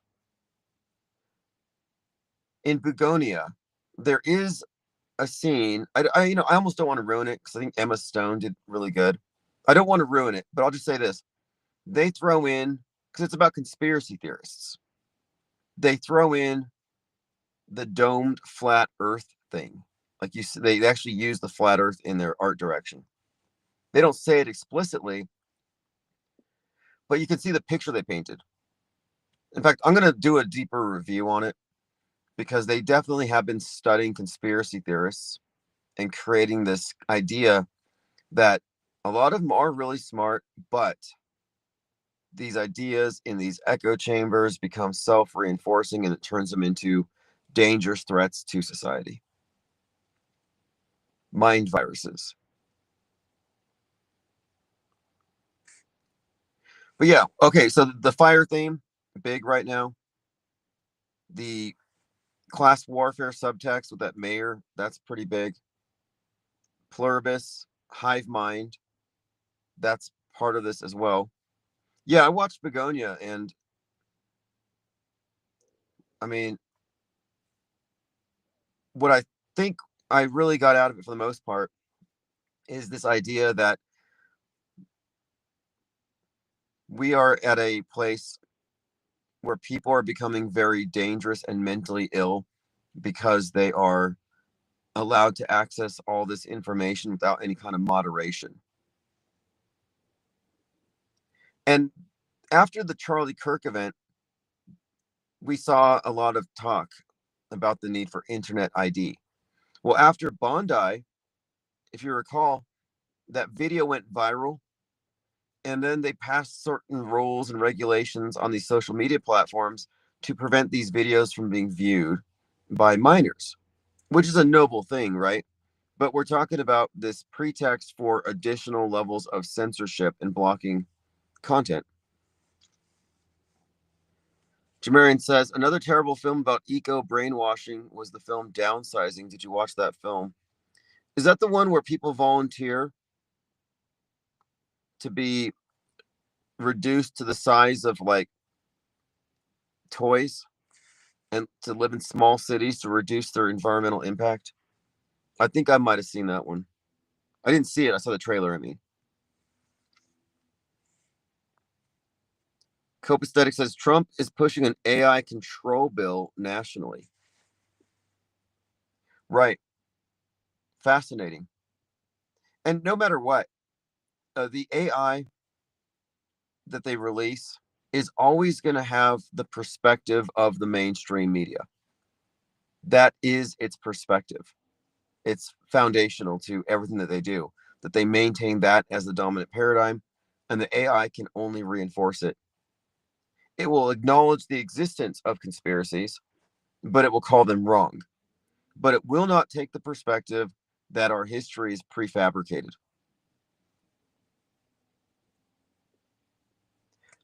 That doesn't mean we're not going to use AI, because we're going to rely on it extensively for the great deconstruction. And I've been working with it. There are ways, but I'm just saying these are worldview reinforcers. Media is there to conform you, not to inform you. And that also applies to the AI.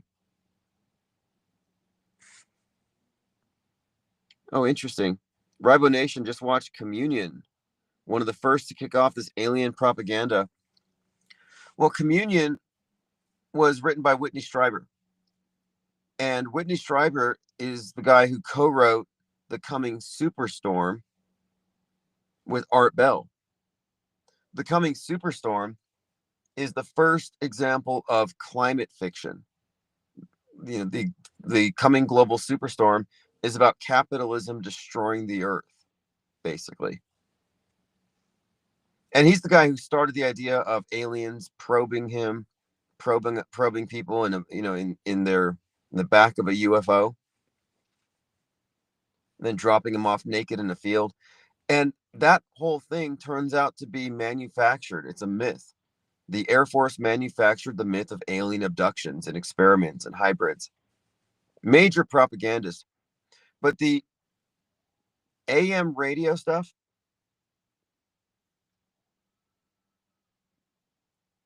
I'm hearing coyotes.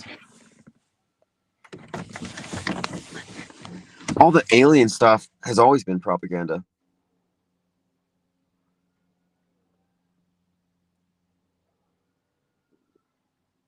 I don't know if you can hear it. I hear about 3 or 4. I hope those cats stay in. This is not uncommon on moonlit nights. I've seen these coyotes will come into town. They'll jump over fences and they'll take your cats or your dogs. You got to be careful. Happened to my friend's cat. It's like, what did that? Animal control said, oh, they just eat the warm, pre-digested food. Just the belly, guts. They just eat the pre-digested food in the stomach and like leave the meat on the bones and stuff.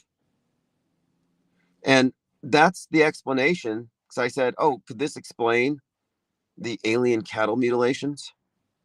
And he said, yeah, that's typical of what coyotes would do. That they're not going to eat the whole cow. They're just going to go right into the belly. So you see these cows that appear to be mutilated. Their organs are missing. They're in the middle of a field. Yeah, it's not because a flying saucer tractor beam picked it up and they did some surgeries on it and dumped it. No, those are coyotes. Ribo Nation says, got to rewatch Kubrick Spielberg's movie AI. Yeah, I agree. That would be a very good one to rewatch. Considering the significance of these two metascriptors and Spielberg's upcoming Age of Disclosure. Yeah, exactly, Lean Dion. Upcoming Spielberg disclosure concurrent with the news. And you got Disclosure, you've got Pluribus 1 or Pluribus. And then you have the 3-Eye Atlas. So you have the 3-Eye Atlas, the hype around it could just have been essentially promotion for this upcoming movie. But I noticed that people are very open, like very ready for disclosure. They're ready for the truth to be revealed. I'm like, wait, a Steven Spielberg movie's coming out, and you guys think that E.T.'s coming? You think that we're going to be invaded or visited because a movie is coming at this time? Like you see what I mean here? What I'm pointing out is that we're the ones pointing out that there is a connection between entertainment and fake events. We're the ones saying that there's a direct one-to-one correlation between entertainment and psyops, and we notice this frequently. It's systemic fakery, as I say, totally entrained. But then the normies, without even recognizing it, seem to have already accepted this premise. If it's in the movies, it's about to come true. It's like they become suggestible for it. Oh, look, the Overton window opened. I look out there and it looks like aliens. I guess we can believe in aliens now. It's fascinating. Anonymous says, I watched an anime where aliens' blood was the same substance as cow's milk.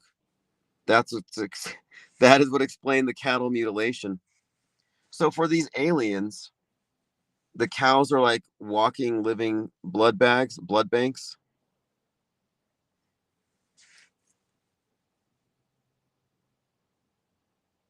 I was just at this thing called the River of Lights. They set up all these Christmas light covered wire sculptures at these gardens downtown. And it's a pretty big event. I mean, there's a ton of people. It's pretty remarkable. And one of the scenes is a UFO beaming a cow up on a tractor beam. And it's a wire sculpture of a flying saucer, and then the tractor beam, and then the cow, and then the cow going up the tractor beam, and then the lights go in a sequence.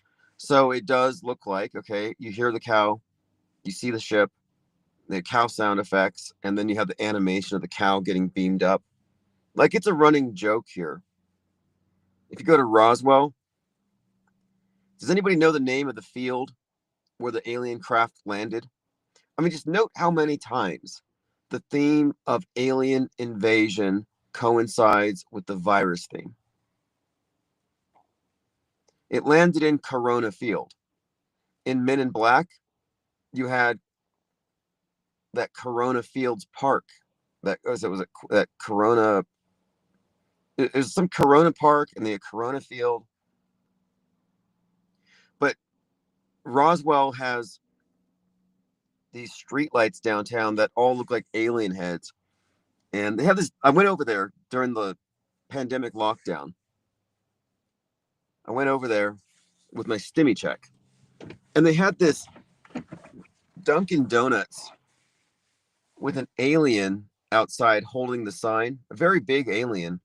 And I remember thinking it looked like Baphomet or Baphomet. The T's not silent. It's Baphomet. I was told this by a Gnostic cult member. But anyway, this alien had these like big Baphomet like breasts. I mean, I don't know. It's just like, what the hell is that?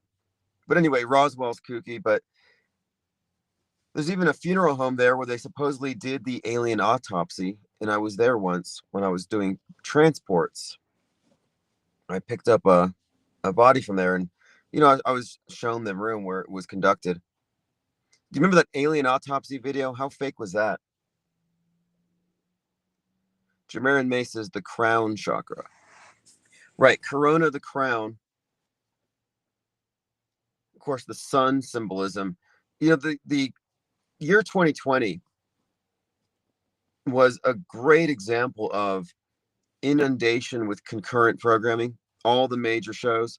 And then you have like a decade plus of nonstop zombie movies leading up to 2020, which I believe were there to condition us for quarantine. And yes, Jermaine May, I am going back to school starting the 16th, I think. I'm meeting with the academic advisor in a couple days, but I was working on my journalism degree, and then I got sidetracked by my businesses, by life and other stuff. And I decided to go back and finish that, among other things. I mean, I'm going to see what is available, but at a minimum, I want to get that done first. And it's all part of the bigger plan as we get into publishing, the tabloid. It might even be useful to network a bit. I remember last time when I was a part of that program, a lot of doors were opening very quickly. So I'm looking forward to it. I'm doing it all for the iPS. It's all building towards this bigger plan. And everything's moving along, I think, at a decent pace. It's obviously not ideal, but I'm all for stress tests. When things start breaking, falling apart, and you have to sort of work with things and downsize, that's not always a bad thing. If I just got bailout money, some kind of, like what they did for COVID loans, you get money like that, you might actually just be perpetuating a business model that's suboptimal, possibly not even scalable. So this is a way of trimming the fat, getting rid of anything extraneous and unnecessary. The ips think tank is anti-fragile. Every attempt to censor us has only improved what we do. The whole wrench thing is when this started. We were hit with this attempt to fracture our ability to even have a decent conversation, and we fixed it. But this is the process of, I think, building something lasting that will survive no matter what they throw at us, and will self-perpetuate. That's the main thing. Like, to me, this is like, there's a concept that I really love from The Art of War in the chapter on force, where it talks about the power of positioning and in other words, and it uses the example of throwing a rock. In a melee, in a fight, you throw a rock, you have one shot, and if you're outnumbered, it's functionally useless. But if you know the principles of force, you climb a mountain and you use that rock to set off an avalanche, and then you wipe out the whole village with that one pebble. And that's kind of how I'm looking at this. We have to be positioned in such a way that this is ground zero for something, creates a chain reaction, some chain reaction where down the line, these ideas that spread have no direct link to the source. So in a sense, we're creating this disease X. Like, we might be disease X. Like, we could be like Hot Skulls. We could be the exact thing that Hot Skulls was warning against, where they're going to have to mandate earplugs because you don't want to hear what these people are saying, because it'll cause you to unplug. It's like we're passing out They Live glasses.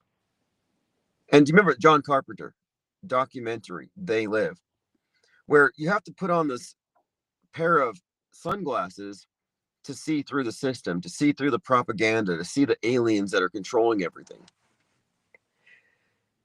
And the main character, Rowdy Piper, has the hardest time getting his friend to put the glasses on. He has to fight him. They literally fight for like 20 minutes, just punching and slugging and body slamming. And he forces his friend to put on these glasses. And then he sees through everything.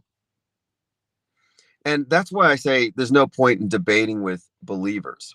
Like, you got to fight them tooth and nail to have them take a different perspective. But I mean, we have boxes of those things that we're going to be dispensing to those who want them. I'm not trying to force people to take this perspective, but there's going to be a point where it will be something like an avalanche. It will be out of our control. That's why we're in the process of optimizing this. That's correct, Jameer and May. They were using a frequency to mind control people. Yeah, They Live is a great documentary. John Carpenter. I would also say In the Mouth of Madness also shows how the people are controlled, not by aliens in that one, but by fiction, by an author whose books were so influential that everybody's worldview shifted and the world warped to suit that book. And so you could replace the book In the Mouth of Madness with a Quran, with a Bible, with a holy book of any kind, with the Communist Manifesto. The movie was about how if you monopolize worldview, you control the world. But in the Mouth of Madness, it's actually a bit more science fiction-y, and it goes into this area where the world literally changes to reflect what people. So the books are becoming real. The Earth becomes a horror story. The whole world becomes this freak show, horror show, totally aligned with the author who's hijacked control of reality. I think it's one of the better movies I've seen for explaining the metascript concept and the concept of worldview control and worldview monopoly. And it also has this, and I think John Carpenter knows how the system works. So if we talk about metascriptors and who's in the know, he has to know how this thing works. It's definitely revealed in The Mouth of Madness. It reveals it for sure because the main character finds out how it works. Everybody's gone crazy but him, so he hides in a mental asylum. He's like the only sane person in the world. Kind of reminds me of Pluribus in a way, which is why I have to watch it. This hive mind theme. But anyway, he exits the asylum. The world's gone crazy, and he sees a movie theater. And the movie theater is showing In the Mouth of Madness. So you got the movie In the Mouth of Madness. And in the movie, there is a movie called In the Mouth of Madness. He goes in to see the movie, and he's watching his own life on the big screen. Everything that he just lived through in the movie, he's now watching in a movie in the movie.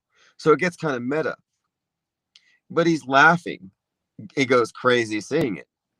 But what the big reveal here is, and I think this comes straight from John Carpenter, is that we're living in a movie. And it may not be Sutter Kane horror author, but there is an author that is writing the story that we're all living within. That we're all inadvertently playing roles. We're all characters in this big movie.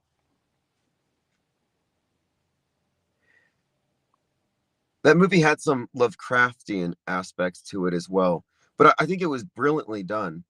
And the more I think about it, and we may be able to discern other examples of directors with these same types of messages in their movies.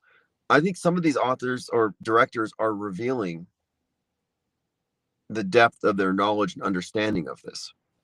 Think about what it would mean for you if you were a great director and you were tapped on the shoulder and you were told, hey, instead of just entertaining people, what do you think about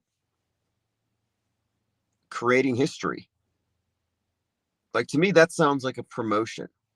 Almost sounds like an honor, perhaps. Like, I bet it's a big ego trip for these directors because it's not like they're being considered, oh, you're just a government sellout pushing propaganda. No, you're manufacturing history. This is high art. Legacy. Your content, your contributions are helping to create the historic events of our time that will be remembered forever. Like, faking history is the big conspiracy that we're really getting to here.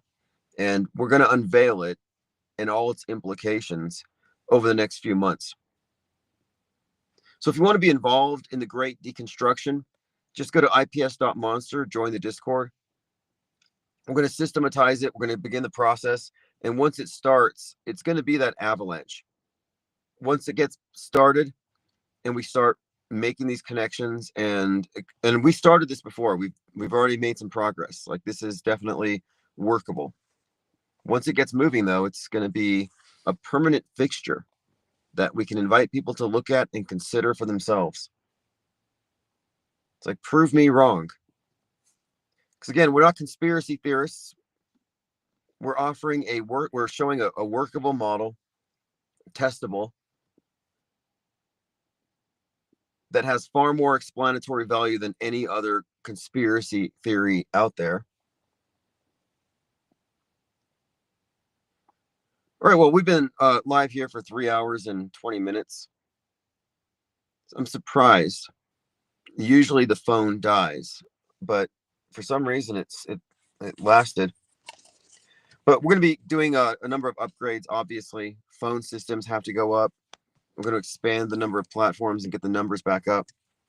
But the main thing is books, by the way. The UPS won't pick them up till Monday morning. But if you got copies of the handbook, signed copies, you'll be getting your tracking numbers as soon as those get scooped up Monday morning. And then I'll probably order another half dozen. And the whiteboards, so whiteboard number 1 is out. I've got about 7 more of those. And those other whiteboards will be presented in the exact same way. And these are all part of what will be a singular discussion where I'll go through the 6 sections of the book. Each section will have infographics, a whiteboard, and a talk to explain these concepts and put it into these digestible sections. Yeah, we'll go for another minute here, make it a solid 3 hours and 22 minutes. So I guess now it's, and this is for the 3rd, January 3rd, 2025. And obviously there's a ton of stuff going on, Venezuela and all that. But look, I want to make it a point to not jump on anything. I mean, we are jumping on it, researching it and stuff, but I want to usually give these things a couple of days to get all the best info first. But we're still, gathering information. Respond, not react. But the bigger story, it's obviously clear here. The leftists will be protesting tomorrow and the next day and the next day. But I've already seen them where I'm at. So I'm expecting no Kings-like action. Anonymous, can we expect you on Fakeologist next week? I'll have to reach out to him. I don't think he knows I'm back. But yeah, we should probably catch up. There's also another channel, a few other channels that I've been wanting to reach out to. I wanted to speak to Bach Precision, Bro Sanchez, and a couple. I have a list. I have a list of content creators I want to speak to and run these things by them. I'll be more focused on cross marketing and reaching out and networking after I have this series of whiteboards, because I think these are the things that I want to discuss. What's up, Howard? Thank you for joining. Jamarian May says, expect major movement in Korea. Hey, that would be very consistent with Hulu's The Tempest. Taiwan as well. Exactly. Yeah, there's got to be a reason why The Tempest was done out in South Korea and why it involves Taiwan and North Korea, South Korea, and nukes. So we'll see how that all fits into the picture. I'm going to go watch Pluribus. So in other words, I'm going to do some research. We'll see you all in Discord.